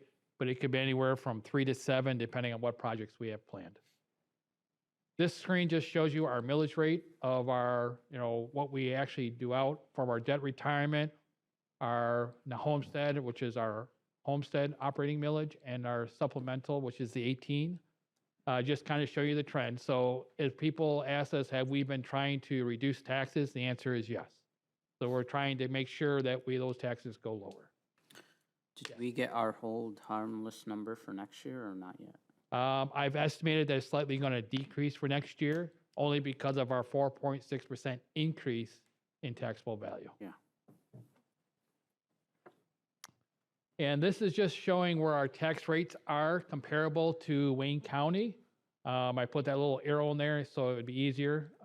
Show that our mills are lower. The millage rate is on the left-hand side, and the tax base is on the bottom side. You can see we're in the lower quadrant, so our millage rate is lower, but our tax base is higher. So it just kind of gives you a preference based on a school district where their tax rates are and their taxable value where they kind of crisscross. Just kind of a good data point that shows that we're not overtaxing, Dearborn isn't overtaxing compared to other districts. And that's it. So this kind of shows you that our first look is done. We're obviously going to keep working on this. Some things are ongoing. We won't get our final property tax numbers until the end of May, early June. And then obviously we have to have our budget hearing in the May meeting to meet our timeline. So we'll be going through this with a little more detail of what we're probably going to propose to start with for next year. And the June meeting is basically just authorizing the resolution as we're required to do before July 1st. Any questions? Thank you so much. Just one quick question. You don't have to give me the answer now. Is one of them I'm looking at to see how much we're spending per student. I know we get the foundation allowance and there's other ones. So I've always wanted to know how much we're spending per student, and is it different for each school? Yes. You know, And there's actually a nice report of Bulletin 1014 the state does. They're always about a year behind. So just now, they just recently released 24, 25, and I'll share that If you report could with share you. that, that would. Because it ranks it all the way through all 800 districts in Michigan, where you rank at. And it would be by school as well. Not by school, but by district. No, I mean for our district, the allowance spend, sorry, the student spend could be different from one school to another, correct? Correct. Right, right. The report shows every school and how much we're That's what I spending. was. Yeah. All right, yep, So we can do that I've for seen it last year, before. because obviously this year isn't Okay, finished, but we can perfect. go As long look as at you it send for it to last us, year. that'd Yep, be because great. we're required to have a building code with every expenditure that we have. Okay. Any questions from anyone else? Trustee? Yeah, the likely scenario, did you base that, did you take the consideration that we may have some cuts in federal funds? Not yet, because we don't know yet. The allocations haven't come out. They, obviously with their delay in their process, it happened in January, so we're kind of waiting for the state to kind of give us more guidelines. Right. They're just now starting to release the estimated allocations, and then we can look at that and see. And I'll include more of that in the May discussion when we have our public hearing. Okay. All right? No question? you. Thank you so much. Next. Good job, Tom. Oh, we still have an audience. I love that guy in the back. All right, the next item is Facilities Master Plan by Superintendent Srour. You guys ready? Yeah. Yes. You have it in you? All right. Let's do it. Oh, you're for real gonna do it? Oh, I okay. mean, it's up to you. Has it been, have you agreed to move it? You guys- This so poor we- man has been I know, sitting that's- here. that's very fair. So we have the option to do it now, or if you guys want to move it How to long the is HFC. It's Oh. long. Sizable? We said, We can move, we can, Would you want to move it to HFC's meeting on Monday? 20 minutes. 20 minutes? 20 minutes is What good. time to 20 pizza? minutes? 20 minutes, okay. 20 minutes now. 25? Yeah, Yeah. we could do, we can make it in 20 minutes. I mean, obviously if the board The had further questions, questions, we could We meet will. with you in smaller groups to go over it in more detail. We could also, our team here could go over the presentation in a video format later so that it would be available for public viewing at another time as well. But we could at least lay the groundwork here tonight in a shorter format so that we could at least begin this discussion. Like 10 minutes? I will defer to the board. Yeah, I would prefer that route only, for the sake of, we can condense it. I think we're familiar with a lot of the info. This was more so for the public to Right. get their first look, and I don't want their first look to be a 10-minute sped up thing where we don't really ask questions. So if we could do some compromise, that would be awesome. And the option of, As long as you want. No, Yeah. no, As that long wasn't as that you wasn't have the stamina. recommendation, though. yeah. The, One record a year is enough. and Listen, another, I've sat presenting at another meeting is, So if it- if that's it's an much option longer too. meetings. If you If guys, it's more whatever, it's your call. Your Sure. call. We're here to serve. Sure. I think it's important the public see this. I concur. I agree, what, but though? again, to see All it in for- what capacity, I don't want them to I see it concur in that the 10 public minutes. needs to see this presentation, and we have time. Okay. We can, yeah. Go for it? Let's go. All right, let's Okay. go for it. Go for it. Like, you know, Nope, I She agree. seems I'm so excited. happy Let's to do hear it. that, actually. swiftly, we're all smart. You can go as fast as you want. Most of the public is not watching. Sure. But it'd still be They available. come They're not watching. You And guys- they're not going to you guys- understand if we do an All it abbreviation. Too late for So them to let's be make sure we watching. hit All it takes. the, They're in bed. Hit the important notes. hit the Yeah, all- important note. There you go. So hit them all. It's fine with me. We can skip page 1. Okay, then for the record, because I didn't say all the names, this is a Facilities Master Plan discussion with Superintendent Srour, Mr. David Mustonen, Mr. Thomas Wall, and Mr. Paul Wills. Thank you. Good evening, Board. Good evening. Thank you for having us today. We are excited to share with you this plan. We'll do quick introductions. I'll let you know the flow, and then we're going to get right into it. How does that sound? Sounds good. I'm Lamis, Srour, interim superintendent. David Mustonen, Director of Communications. And Paul Wills with Plant Moran Royal Point. And Tom Wall.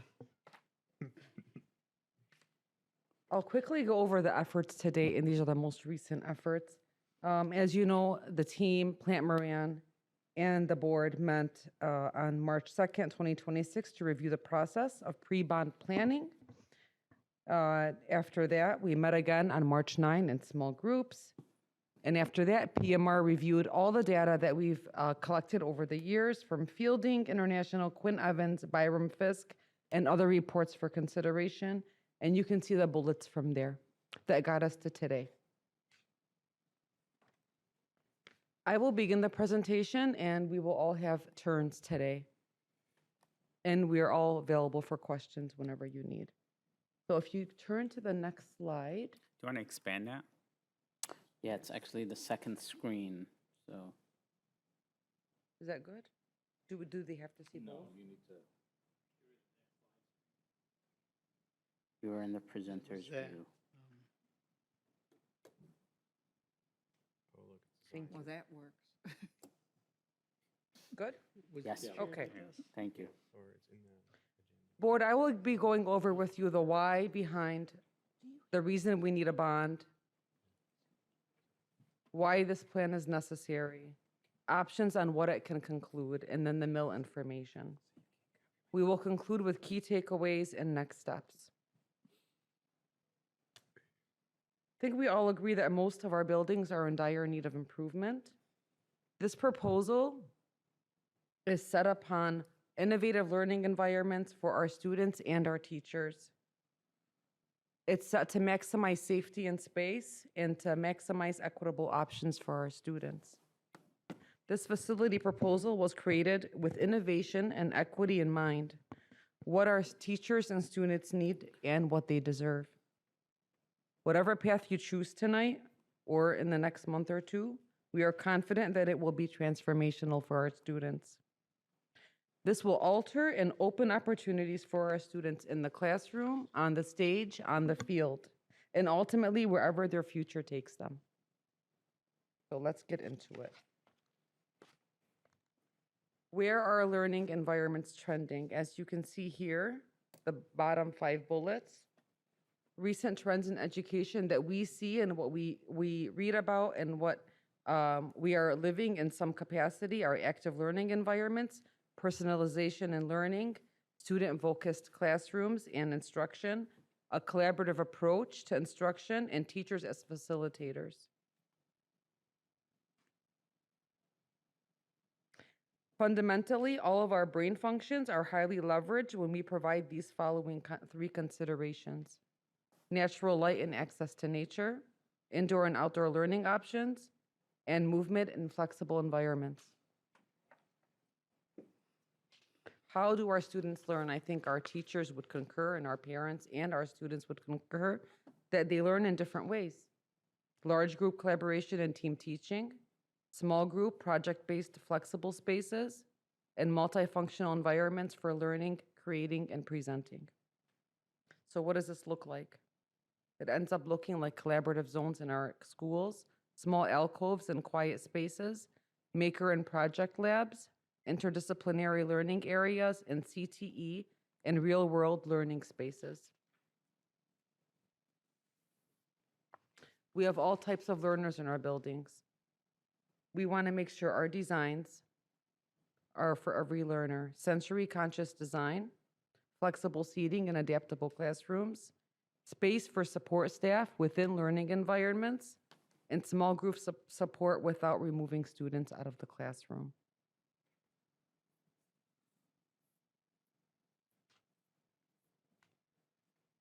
What does this ultimately lead to? Increased student engagement, stronger academic outcomes, expanded college and career pathways, equitable access for all learners, and strong community partnerships.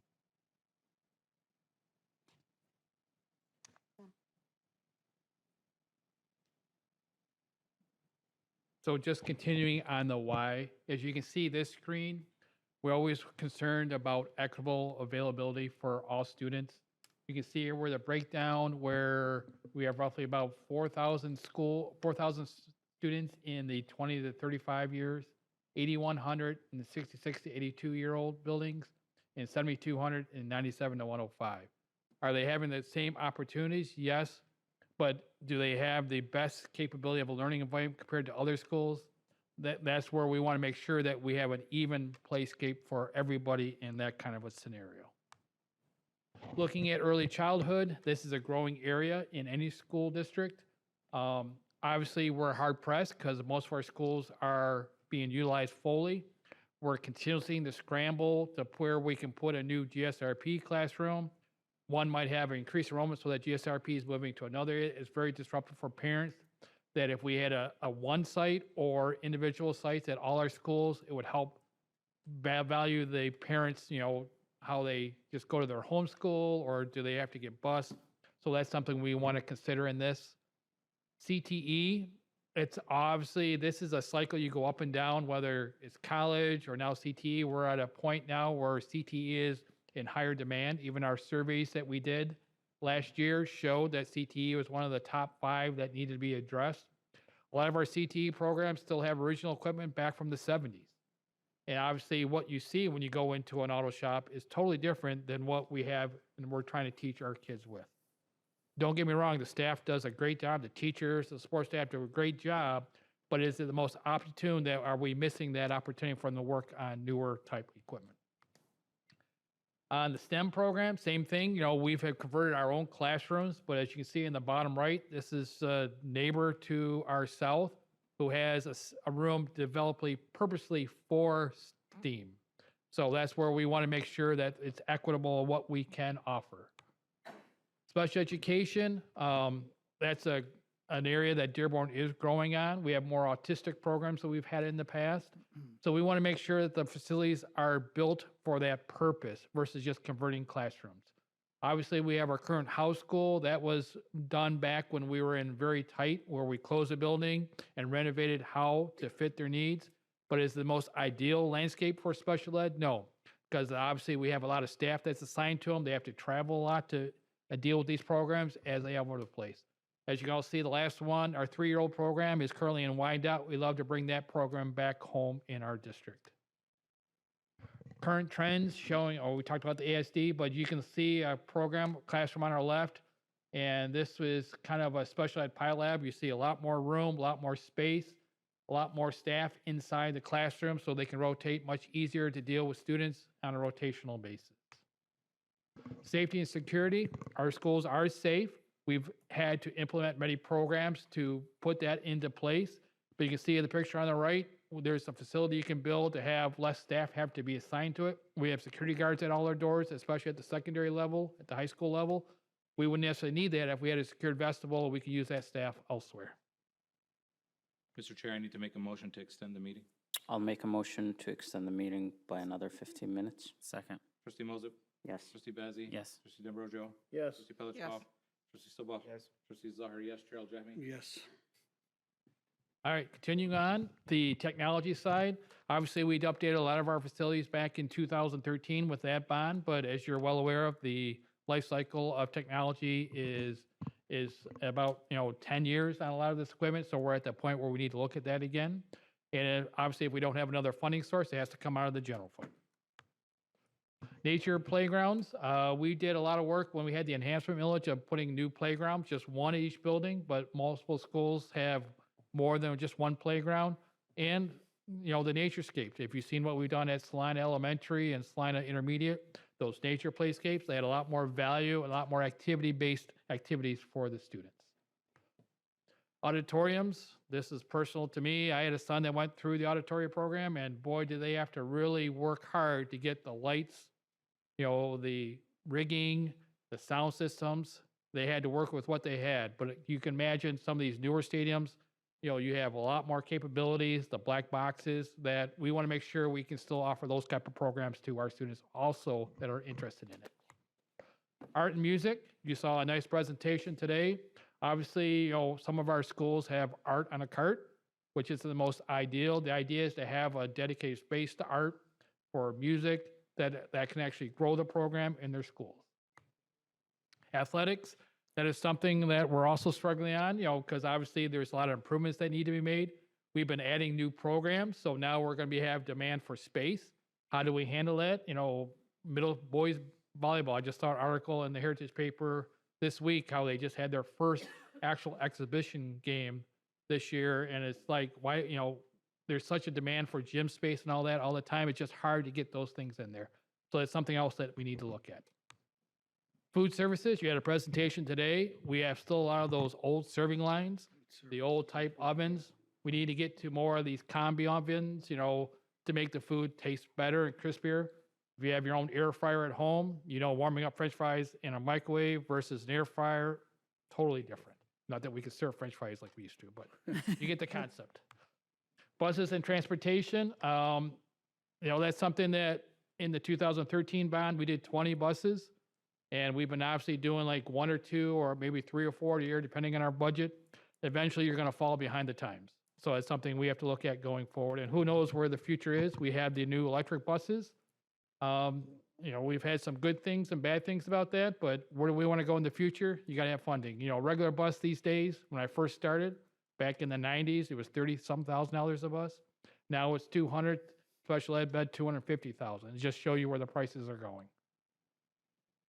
And the financial. So if you'll see here, this is a graph that, I've showed this one before. It's just a little different and more simplified. We're in the orange. This is on what other districts have spent per capita based on their number of students for bond issues for infrastructures.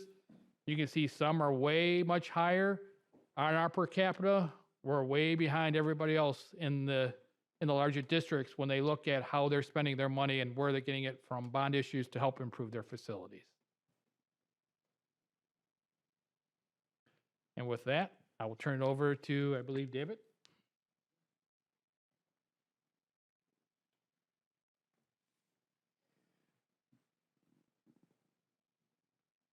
All right. So when we look at the why of everything, the why is not only it's the physical things that we need, the buses, the technology, but also it's tied to the academics and the spaces and creating those learning environments that are best suited for students.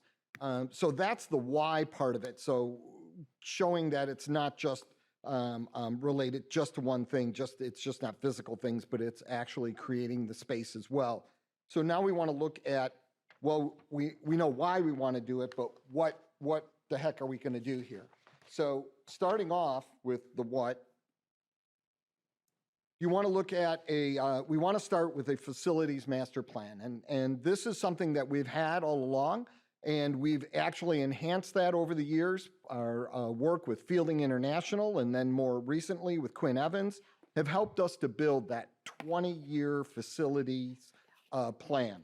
It addresses the district's most critical needs across the district, and at the same time, it establishes a process for future phases of projects. So we know that a facilities master plan that's going to go 20 years is not, you can't do everything all in the first year. So you need a plan to phase things in over that 20-year period. And that's what a facilities master plan does. It addresses those immediate needs, the infrastructure needs to secure our buildings, to keep them safe, to keep them functional. But then it also looks at the long term. Where do we want our district to go? Where do we want our district to be? And what do we want our district to look like?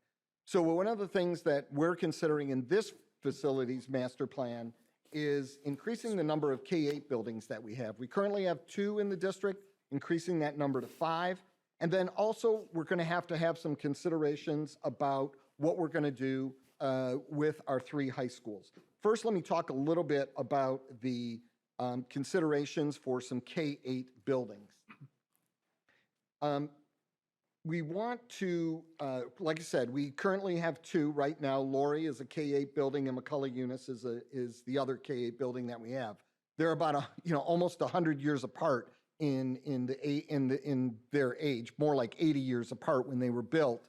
And so they were built very differently, and you can see, especially if you go through a school like McCullough Eunice, you can see how the school is divided, where you have middle school on one side, elementary on the other, and then that middle section where those common areas are. Much more efficient use of space in that building. So creating more K-8s in our district is a way for us to invest in new and transformational spaces. So we're talked about in the why part, we talked about those transformational spaces, the more lighting, spaces for students to collaborate in, spaces for teachers. And that's what we're looking at in these K-8 buildings as well. Also spaces for programs like STEM and CTE, exploration, as well as to address critical security and infrastructure needs, both at the elementary and middle school level. These kinds of things can help us also in attracting new families and new students to our schools. And you can see some pictures here of what those spaces may look like. And like I said, we list McCullough Eunice as an example of a K-8 building that is designed for more modern needs, as opposed to a school like Laurie that was built, as beautiful as it is, the school was built in the, almost 100 years ago now. So when we look at the considerations for a K-8, right? More exposure to consolidated programs. So consistency of staff and more extracurricular activities by consolidating those programs into one space. We see a lot at the elementary level, lots of family involvement, lots of parental involvement at the elementary level. And that naturally just kind of wanes a little bit as you get into the middle and high school. It's common in all districts. That's not unique to Dearborn. But that K-8 structure helps build that sense of community, and it keeps it going longer because families are more connected. I may have siblings in 2, 3, and 4, in grades 2, 3, and 4, or I may have, and at the same time, I have other children who are in grades 7 and 8. So I'm going to stay more connected to that school as a K-8 building. And that keeps that trust and builds those relationships that is so important to the school environment and the school culture as well. And it still maintains K-5 elementary and K-8 middle school options for students. As I said, you're not mixing them all together. You can build these schools to keep the students in their own, areas that are relevant to their age range as well. Investing in new construction through bond funds reduces the stress on the general fund to longer durations of increased useful life for new buildings and components. So also improve traffic flow, parking for staff and visitors due to larger sites being considered. So just think about that now. Our schools, we pride ourselves on the neighborhood school concept. We love that. We can still do that, but we can do it with modern schools, K-8 buildings, and design in the parking, the drop-off, the pickup, all of those things that we need in a K-8 building in a more modern facility to accommodate the current needs of our families and our students. So that's what looking at changing the model to moving to more K-8s throughout the district, that's kind of some of the reasons for what a K-8 building would be and what we would do with that in our district. So now we, just as an example, just so that, people are saying, well, what the heck are you talking about, K-8? Where are we going to do that? Well, just one example. This is not what we're going to do, but this is an example of how it could work. We have O.L. Smith, who was built in 1954, Nolan in 45, and we talked about increasing that special ed program and facilities right now. We've had those facilities in our district for a long time, but it was built, it was modified to accommodate those programs. Wouldn't it be great to build a new facility attached to a general ed building that actually was built for special ed, for our most at-risk, at-need special ed students? These are students that we currently have in the district. They are our most intellectually and physically at-need students, and wouldn't it be great to be able to build something that was specifically made for them and also at the same time kept them connected to the general ed students, just like we have over at Howe right now. And an example of a place where we could do that would be maybe O.L. Smith and Nolan. That would be a great place maybe where we could do something like that. So just some examples again of how that space might look when you actually put that together, just some concepts of the more open, light, a lot of light. We heard that in the Fielding International reports when we collected data from the community. That's what a lot of the community, the parents, the students, that's what they were saying. They wanted schools that had an environment that was friendly, that brought in more natural light for them and created those open spaces for collaborative learning. So the other part of this plan, the other what that we would do, we have to take a look at our high schools. We currently 3 high schools. We are all very loyal to those high schools. We love our high schools. Dearborn High, built in 55, Etzel Ford in 57, and Fortson, obviously the jewel of crown jewel in our district, built in 1927. Not quite yet 100 years old, but closely approaching that. $222 million of already identified needs for those buildings. So that's why, there's that consideration. Do we invest in each of those buildings? Is that the direction that we go? Or should we start to look at what other districts have done here locally in our own area, but also across the country? And that is consolidating high schools on one campus. 3 separate high schools, 3 separate identities, but but by putting them on one campus, you can really. Sorry, we have to make a motion to extend the meeting. Yep. I'll move to extend the meeting by 15 minutes. Second. Trustee Moses. Yes. Trustee Bazey. Yes. Trustee D'Ambrosio. Yes. Trustee Yes. Milichkov. Trustee Silva. Yes. Trustee Zahari, yes. Chair Al-Jahmi. Yes. Okay. So by putting those high schools on one campus, you bring that equity into play again, right? Because now you're able to offer programs that all your high school students in the entire district can take part of, not just students at one school or another school. They're all right there. You can build facilities that all of our high school students can take advantage of that we may not be able to build if we had to do one at every high school. So that campus, that standardized campus, that consolidated campus could really build some equity, open up some better programming options, and also build together community.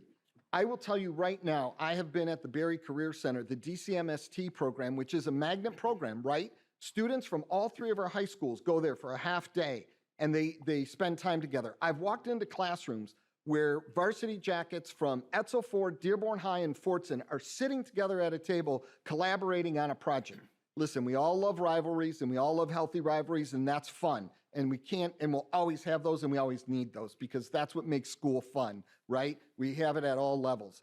But to have kids understand that there's a difference between a rivalry, but also working together collaboratively as a community is really, really important. And that makes a district attractive to not only the people living here, but people outside the community who want to come here when they see that kind of collaboration going on, that kind of learning going on, and those kinds of spaces that create that for our students. Again, so what are some ways of doing this? Well, we could look at, there is some building space available. There could be some building space available within our community that could be renovated. And that space then could be turned into that high school kind of area. Just some examples. These are real life examples from across the country. If you look at that one up in the top, the existing space in Austin, Texas, that was actually a mall that was converted into some high school learning space.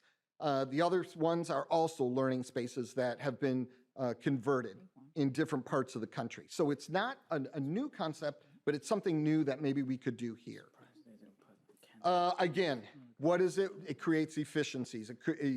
Efficiencies in the operations area, food service, transportation, and then what do you do with the other existing buildings? Well, there's things you could do with them. We could have discussions on that, and there's things you could do. You could turn them in. Maybe they could become the K-8 building.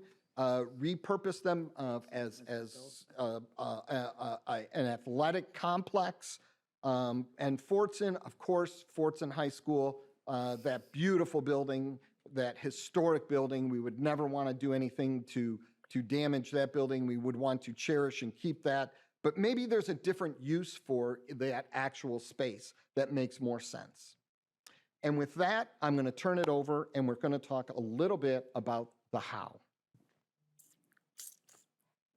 Thank you, Mr. Mustonen. And so again, with a facility master plan, it's always, okay, we saw some great images of educational improvements, technology, collaborative spaces, et cetera. One of the district's major benefits right now is strong taxable values. And you're actually in a really unique opportunity to really to partner with the city of Dearborn and take a look at the current millage rate. And so with the Byron and Fisk surveys, one of the things we found is that the district's residents said, well, our facilities are, generally good. So I think that's a huge testament to Mark Andrews and his staff to really maintain your facilities. But again, one of the things are what would those residents support? And so what you have is a 71% would look at a lowest funding option, upwards of $300 a year or $25,000 a month. Really what that focus again is infrastructure, CTE, special education, security, STEAM, and traffic is kind of ranked the top priorities. And again, foster learning environments through classrooms and schools. So I think what you heard from Mr. Mustonen, there's some opportunities to really take a look at things holistically from that perspective. So again, on the how, right now in 2025, the millage rate for City of Dearborn households is 26.3 mils.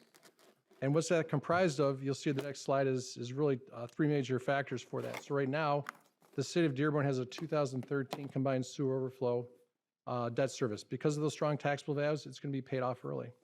As Mr. Wall did his financial presentation, you talk a little bit about your debt millage itself. And so the approach here would be to maintain that 26.3 mils and actually generate $1.51 billion over the next 20-year period. On the next slide, working with the district's financial advisor, what you can see in yellow again is that debt service from the city that's falling off. And again, allowing the district to take an opportunity to really capture that millage rate going forward. So as Mr. Mustonen said, the district does not get $1.51 billion all at one time. It actually comes in a series of issuance. So again, if successful, in 2027, the first $183 million would then be issued. And every 3 years, you can kind of see the outlay of those dollar amounts, again, progressively adding up to the $1.51 billion. Construction-wise, roughly of that, about $1.39 billion is construction. And within that, there's approximately $640 million of new construction. So you're talking about transformational. I go back to that time, or that pie chart that Mr. Walsh showed, that, whenever those time periods of all the schools built, the 1920s, coming out of the roaring 20s, right before, actually post-World War I, as crazy as it sounds. You look at the 40s, the 50s, and the 60s, World War II, the Korean War. You look at the 92 through 2005, you had Y2K. So again, that was an opportunity that the district's residents and the community and the district as a whole said, now it's time for generational transformation. Again, this kind of is in that same vein of that going forward. So the benefits of this, again, are maintaining that 26.3 for the City of Dearborn households. Most importantly, it gives you a 20-year funding mechanism, which is going to help you relief on the general fund for a lot of those aspects that Mr. Wall mentioned in his financial update. But most importantly, you're investing new and transformational facilities. You can actually take a look at the neighborhood approach and actually take a look at historical aspects within your current facilities that are not going to be replaced, and how do you invest those dollars to make sure you're attracting and retaining students. Lastly, again, it's going to give you the 20-year flexibility of planning. We'll talk a little bit about that here shortly. So kind of rolling off of the Quinn Evans report, what you have in orange is the first $366 million. That would be your critical needs. Again, taking a look at a new K-8, a new middle school, and then starting the design of the K-8 with potentially the how special education. The other thing I want to point out in this slide is you also have a lot of pent-up infrastructure, those secured vestibules. You have 24 schools that do not currently have that reception office, 8 which have the office actually tucked in the building, toilet rooms, athletic improvements, CT improvements, traffic improvements, roofing technology. Those infrastructural things are part of that first, I'll call it year one programming from that perspective. And then again, high priority kind of in year 5. Again, you kind of see it working its way through. Again, I just want to be very candid, like a lot of district buildings will be touched in that first 5 years from that perspective. To look at this graph a little differently, so you have your first 366 million, 394 in the yellow, 426 million, and 314 in blue. This actually looks at the timing of it. So I think it's important that if successful in November, you have a community input with those first several projects. You enter into design, and then you obviously go into construction. For those projects that are in the high priority, you're actually starting that planning probably in year 2 or 3. So again, looking at, do I renovate? Do I look at new facilities going forward? In green, I think as Mr. Mustonen said, that's kind of when you look at the major capital improvements for the 3 high schools. So again, you've got some time to really take a look at some options going forward. And again, most importantly, community input and programming is in all 4 of these phases. On the lower right, what you see is kind of those district-wide improvements, as I mentioned. So phase 1 will touch literally every school in the first 3 to 5 years. And then obviously you'll have ongoing from that perspective. On the how approach for potential facilities, obviously in the orange, which is your criticals, you kind of see in the quadrants. So again, a Lowry, a Salina Intermediate. We talked a little bit about, just as an example, the O.L. Smith and Nolan with 26 acres of potentially incorporating how from that perspective. Most of our clients, they have that stakeholder input. When what that looks like is, again, you have this facility master plan, you get your confirmation of funding, and at the end of the day, you have that stakeholder input, you update your assessments, you look at new facilities potentially or renovating, and again, this is a process that takes place on a very repetitive basis going forward with community input and obviously board updates. So from tonight's presentation, the key takeaways, again, the approach is to maintain the lowest cost option. And this option, again, partnering with the city, you're looking at a 26.3 mil continuation. Again, that gives you 1.51 billion over the next 20 years. Taking a look at new and transformational spaces for both existing and new facilities, respecting the historical components, looking at the neighborhood approaches going forward. Also, as Mr. Mustonen talked about, is just the equity across the district from that perspective. And obviously, commitment of transparency. So I do appreciate the board allowing an opportunity tonight to present the first update for facility master plan. And again, today is an update going forward. So what are some of those next steps? Again, after tonight's board meeting, take a look, talk with the administration team, teachers and support staff, again, about potentially the K-8s, and then again, potentially, down the road, a 3 high school renovation or potentially 1 campus, but also garner community insight. So I think it's been important to kind of reach out and reconfirm what we heard from the Byron and Fisk. And we'll be back at the board update in May. Again, kind of a refining of this presentation and a little more specificity for that. And ultimately, if so desired, in June at your meeting there, if appropriate, you then consider and place it on the ballot for November 2026. And of course, that's when the ballot information campaign would start, again, answering a lot of those questions. So with that, I'm going to turn it back over to Superintendent Srour and the board for any insight. So. Go ahead, Mary. Yeah, so we can move this along, but I just want to make it clear to the community that may be watching this whenever they get an opportunity. I'm still concerned about the fact that when in this presentation, we give the impression that we've made decisions already, and the full board has had none of that discussion as of yet, number one. Number two, the way this presentation was rolled out, and I had expressed some concerns about it, we've got one slide talking about the 3 existing high school campuses with very little detail, and 4 slides explaining how a mass campus for all of the high schools and a very picturesque explanation of how it would look gives the impression that we're leaning in a direction to the community that I am uncomfortable with. I asked explicitly that we hired Quinn Evans in order to give the community an option of neighborhood schools. And I insisted upon it over and over again after fielding study did not go that way. And yet we seem to be drifting back into that, exploring the bright new shiny thing in the room when we were told that we could also accomplish a lot of this. And I don't want anybody in the community to think we're abandoning that option because we have not discussed it as a full board yet. So I don't want the rumor mills to start in the community that we've already decided we're doing this instead of that. So I just wanted to make that clear. Can I allow me to respond to that? Yes, you want to? No. You're right. There is more slide. There are more slides about the 1 campus, for example, compared to the 3 existing high schools. And I think because it needs more and it's new. We already know what Dearborn High looks like. We know what Etzel looks like. We know what Fortson looks like. We already know what the capabilities are and what the limitations are. And so when you are talking about a new concept, I think we're respecting the community by explaining it into more detail. That by no means is to lean the community members in one direction or another.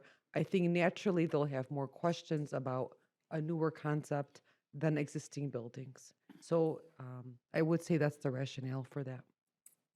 Trustee Srour. I echo what Trustee Pelichkov says. I mean, I'll start off by saying openly, I don't like the idea of a main big old campus. I don't know.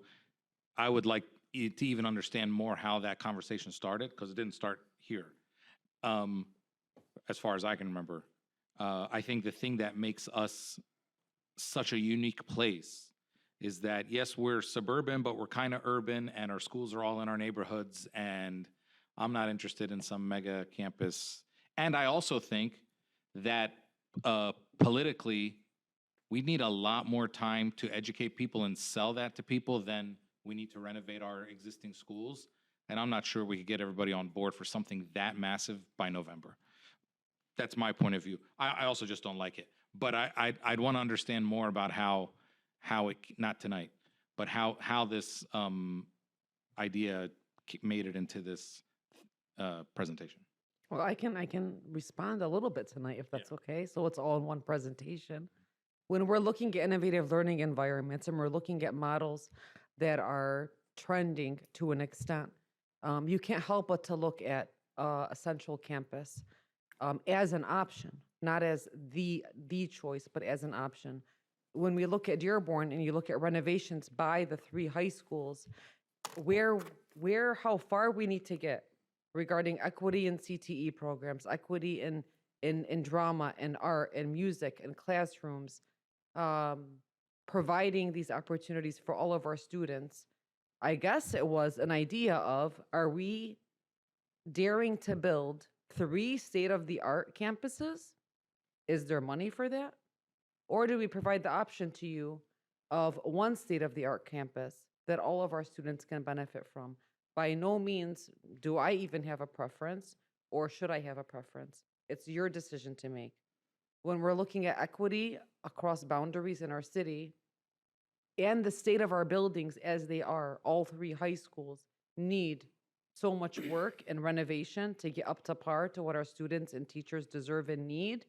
I don't think you can help but to consider an option where 1 central location will give you state-of-the-art Sorry, everything. we need to extend the meeting another 15 minutes. I'll make a motion to extend the meeting by another 15 minutes, and hopefully it's the last. Second. Trustee Mosip, Trustee Yes. Bazey, Yes. Trustee D'Ambrosio, Trustee Yes. Pelichkov, Trustee Sobah, Trustee Zahari, yes. Chair Al-Jam, yes.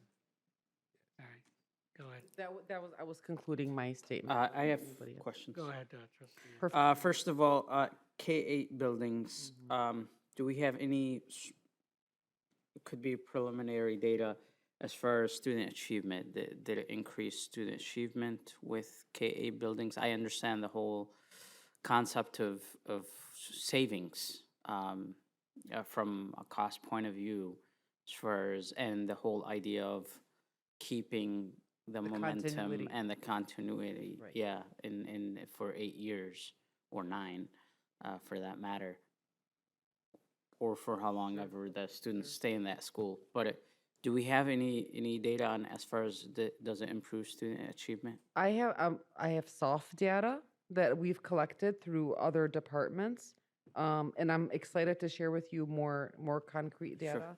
Just need a little bit of time. Okay.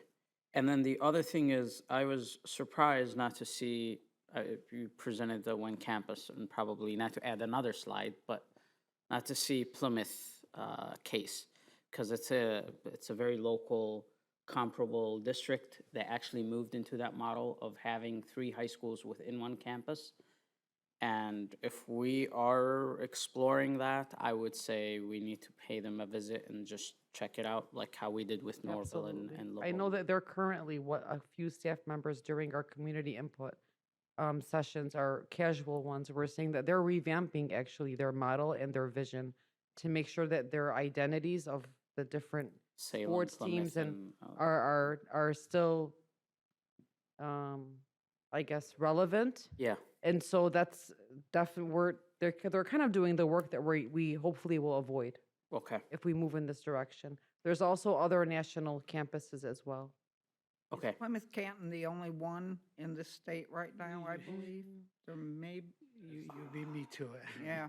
That is 1 campus, yeah. Okay, question about the 26.3 mils. that is only school and city. Is that what I'm reading right? So that doesn't include Wayne County, parks and other mills and library and, okay. So it's only 26.3. And so for those who are watching, the city is with the sewer and the what was it CSO project, a separation of waters project, that's going away or going out of our tax books. And that's where kind of our potential bond would kind of slide in and keep no increase. It would kind of, the taxes would be a no mill increase. Just to clarify that, it's our hold harmless millage. Yeah. That we currently levy on households, our debt millage, and the city millage that's going away. That what makes up that So potential. all three together packaged to make it to the new bond for another 20 years. Correct, and we have to be very clear and transparent that this is no increase for the homeowner. Yes. For businesses, for Might be- second mortgage might be homes, more. may have an impact, yes. One problem with that, we're banking on the fact that the city stays true to that and there isn't some emergency that they end up having to, we're assuming that 20 years, they are not going to have to return to the voters for something else that they might have to tax us. So the assumption that it would remain stable for 20 years is not a given. Correct, and to safeguard that is every year, as part of our budget amendment process, our budget proposal process, the board confirms what we're gonna levy for each year. So underneath that scenario, we have a 20-year plan. If some emergency happened, the board can make a determination on annual basis to maybe we delay it a year.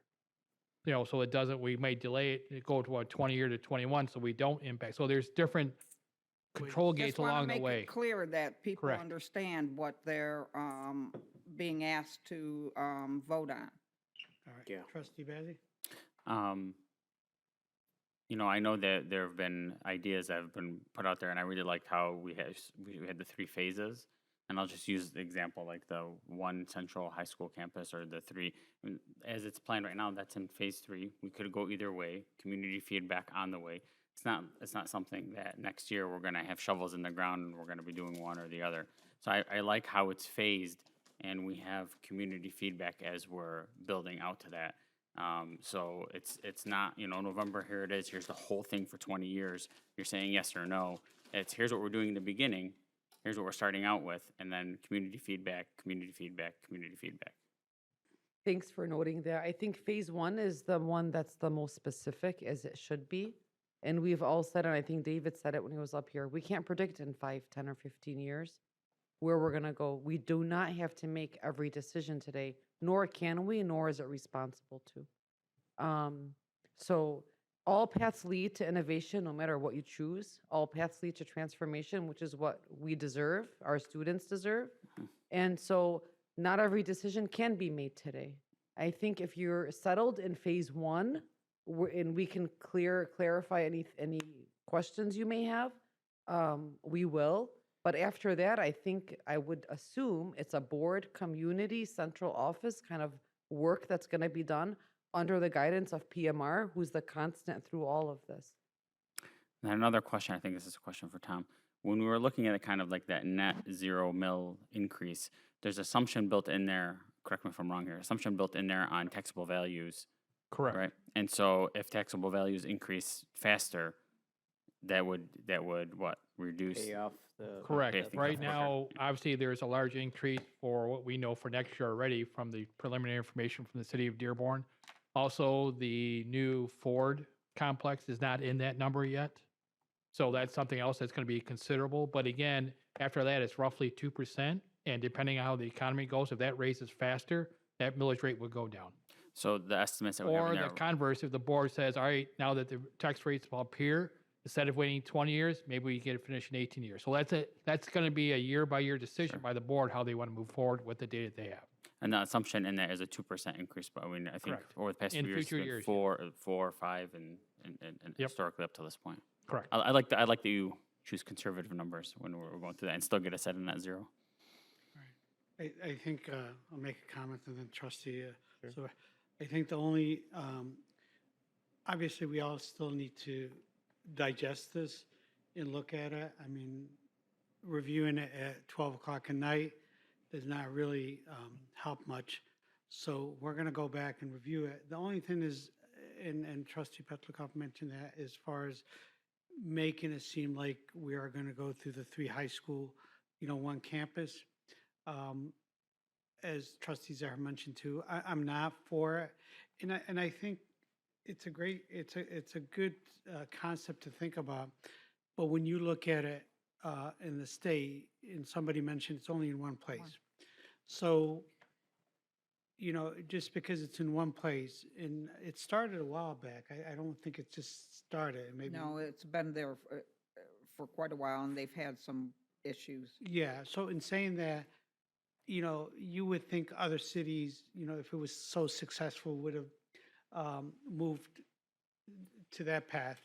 The other point, though, is that there's not many other school districts that have 3 high schools, right?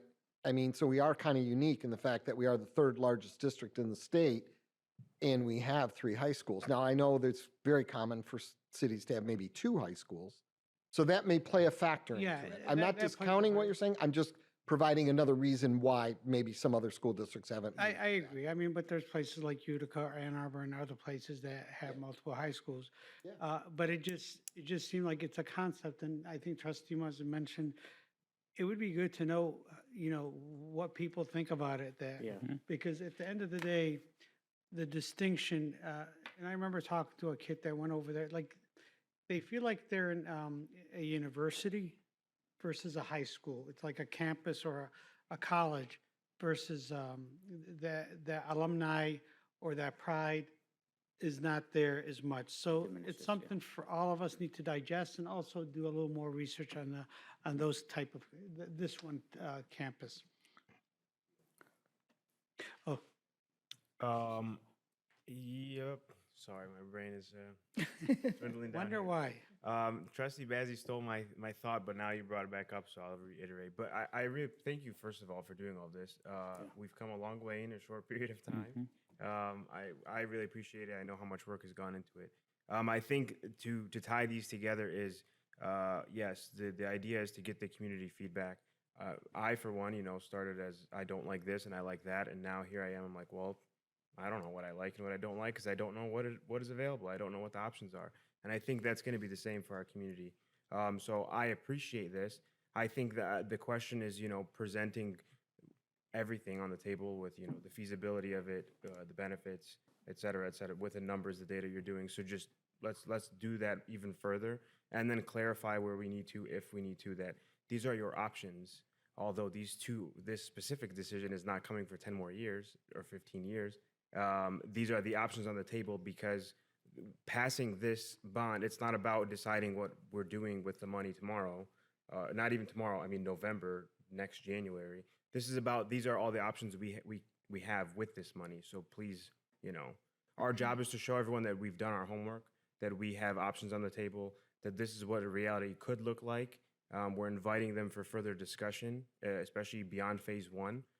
So I think we also need to remember that and do a better job of saying those things instead of just also acting like we are making a decision. We are not making that decision right now. Can I respond before? Yeah, Okay. all First, right. thank you for thanking us. It was a labor of love. Let me just clarify, this one campus model is an option. You wanted options. We're giving options. That's number one. Number two, there is appeal to it. There are community members who find it very appealing. They may not be here, the majority. Some of you may like it, some of you may not. This is not a central office idea, if I may, okay? We were tasked with providing options. It's an option. When we've casually spoken with community members, there is some appeal to it and there's fear. There's both. And there's lots of questions that hopefully in the future we can answer either way. I just wanted to clarify that. No one is trying to persuade you. We are not. I would just be, if you want to know my opinion, you're not asking, but I'll give it anyways. Whatever we do for these kids, I don't care what it looks like, as long as we're investing in these infrastructure plans for them, I think we'll all be happy. Absolutely. Whatever you choose is fine, honestly, as long as we're doing something for these kids. Yep.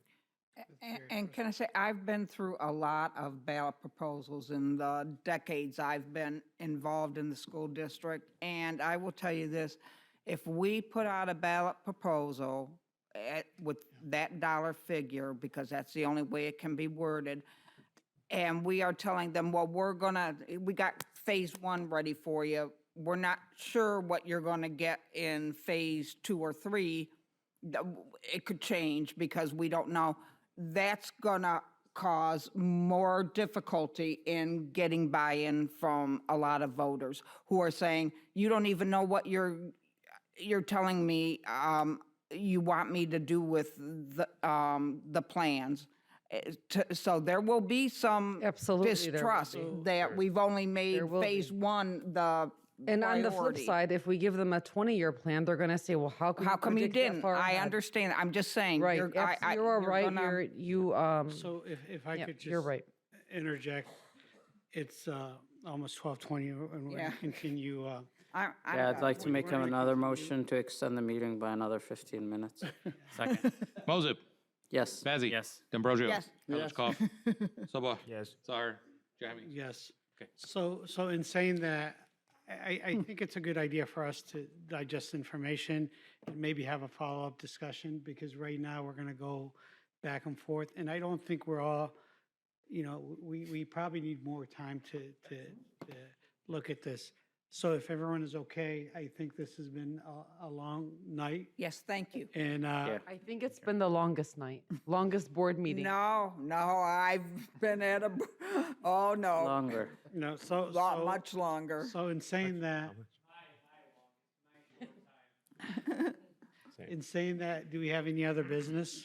Yeah, we do. We'll We just have a go to whole the. agenda. Board of Education Business, Oh, yes. acknowledgement of correspondence.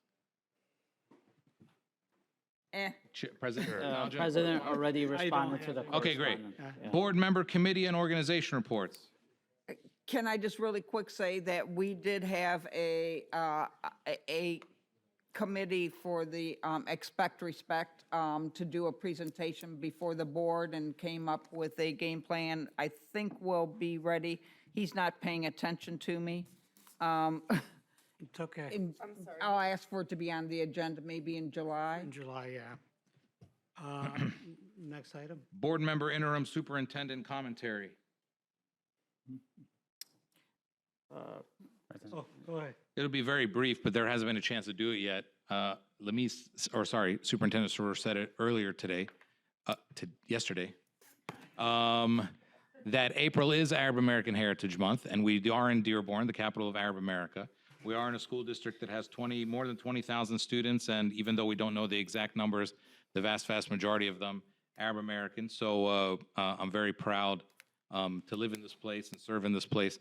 And even though it says interim in her title, it still says superintendent in her title, so which makes Ms. Srour our first Arab American superintendent in the history of Dearborn Public Schools.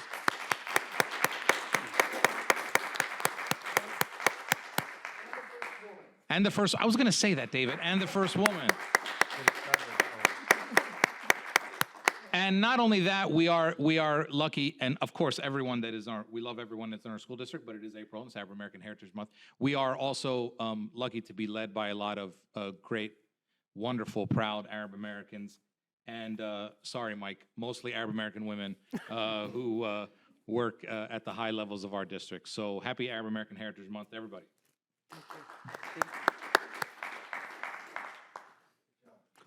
Go ahead. Since you wanted to keep me here, I'll share some updates as well. Just kidding, I'll keep them brief. First one is kind of committee, but I attended the Dearborn Education Foundation meeting, my first one of the year, as I'm assigned to that for this calendar year. And they have several new board members that were brought on, and so it was interesting to see the dynamic as people are learning. I'm really excited to be part of that, and hopefully better reports to come as they get situated as well.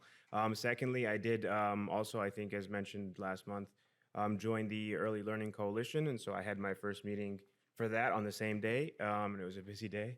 But that was awesome. I'm really excited to be working with them and in all the different groups in the community as well. Next update is last month, we haven't talked about it, but last month was March's Reading Month. And so we had the pleasure, most of us, I think, to go around and read to the elementary schools in the district. And I had a great time, and I know you all did too. Together. Some of us went together. I know we teamed up a bunch. So thank you to all of the principals and staff who welcomed us in. I tried to take a tour of as many schools as I could. Those ones, the principals that wanted me there made me feel welcome. And the ones who were busy, had students or other staff help me out. So it was a great time. And then lastly, we haven't discussed, but the next 3 days, we do have superintendent interviews going on from 6 to 9 p.m. every day. And I'll, Tuesday, Wednesday, Thursday, the next 3 days. I'll let the chair comment on that briefly. Yeah, and I think that was going to be a part of my update is the status of where we are, and it's being led by Trustee Mazza. We selected 6 candidates, as people are aware, and the interview process will commence soon. And I know I repeat the same thing. The process. The goal is for the process to be fair for everyone, for all 6 candidates. We will do our best as trustees to make sure that we choose the best candidate possible for the district. And that's what the process for is, to be able to interview people, to assess, and then allow the community to be a part of it. There's certain events, meet and greet, and so on.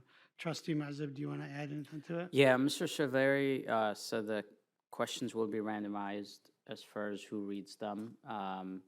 And he also did mention that was the 12th, 15th, but anyway, there will be 2 each night. So we will have 2 tomorrow, 2 the day after, and 2 on Thursday. And then on Saturday, we will And be. the picking script will be final. provided by Mr. Saveri, so. So we start tomorrow. Yeah, we start tomorrow. 6 p.m. Yeah. I'll be announcing those meetings and just on our next. Yeah. More commentary? I'll go ahead.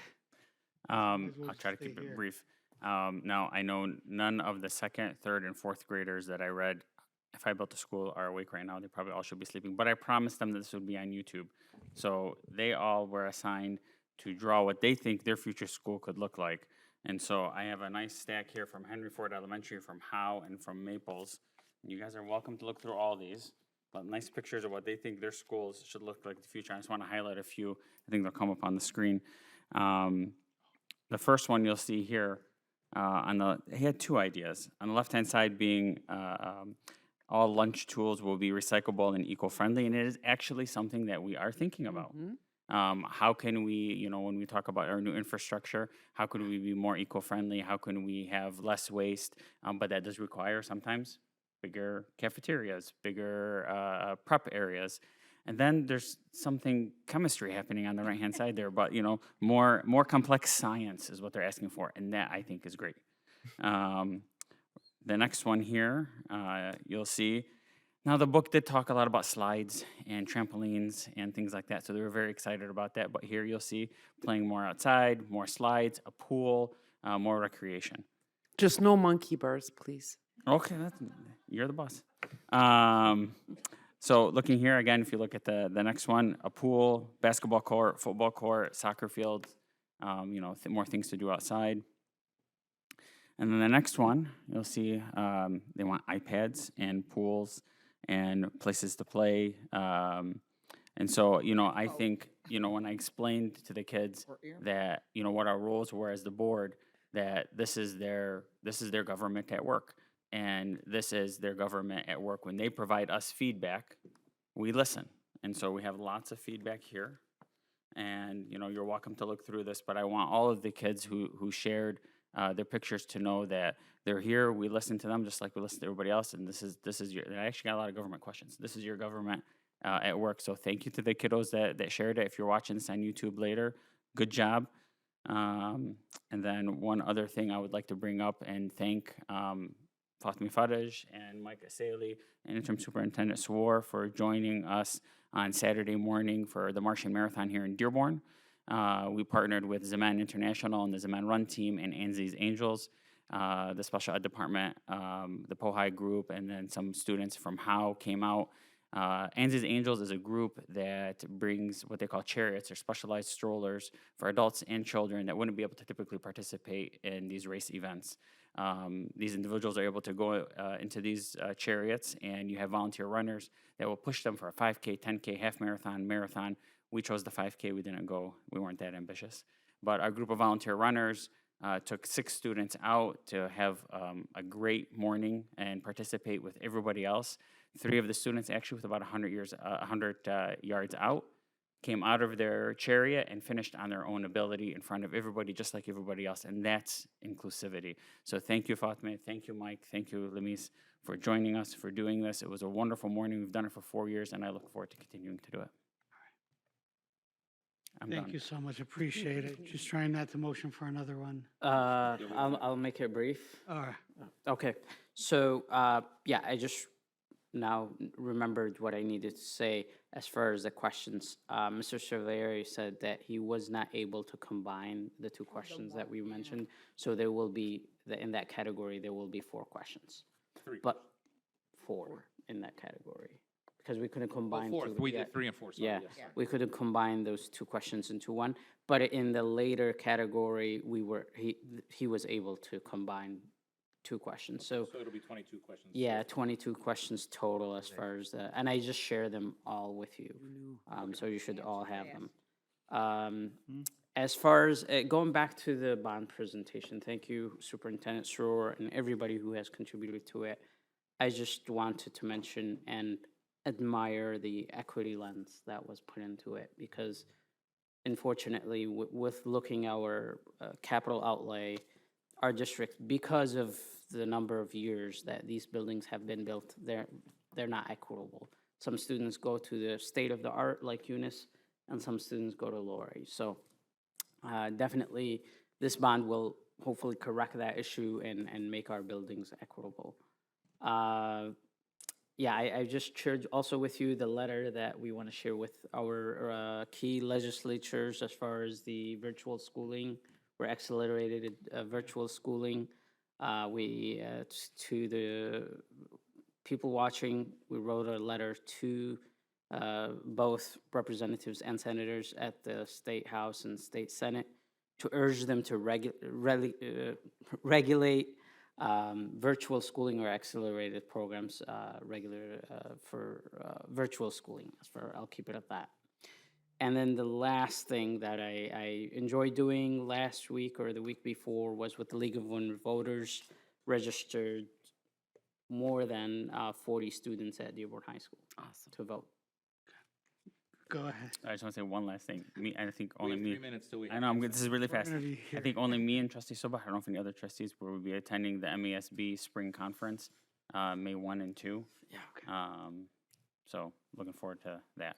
Yes. Thank you. Next item is request for information and/or future agenda items. None.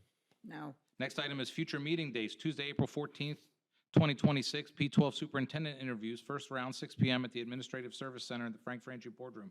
Wednesday, April 15th, 2026, P12 Superintendent interviews, first round, 6 p.m. at the Administrative Service Center in the Frank Franchi Boardroom. Thursday, April 16th, 2026, P12 Superintendent interviews, first round, 6 p.m. at the Administrative Service Center in the Frank Franchi Boardroom. Saturday, April 18th, 2026, P12 Superintendent Finalist Selection, 11 a.m. at the Administrative Service Center in the Frank Franchi Boardroom. Monday, April 20th, 2026, HFC Policy Meeting, 6 p.m. at the Administrative Services Conference Center in the Cabinet Conference Room. Monday, April 20th, 2026, HFC Board of Trustees Meeting, 7 p.m. at the Administrative Services and Conference Center in the Rosenthal Boardroom. Friday, April 24th, 2026, P12 Superintendent Finalist Interviews, 6 p.m. at the Administrative Service Center. I don't think that's right. That one is incorrect. That one's incorrect. It's actually Thursday, April 23rd, 2026. Yeah. P12 Superintendent Finalist Interviews, 6 p.m. at the Administrative Service Center in the Frank Franchi Boardroom. Yes.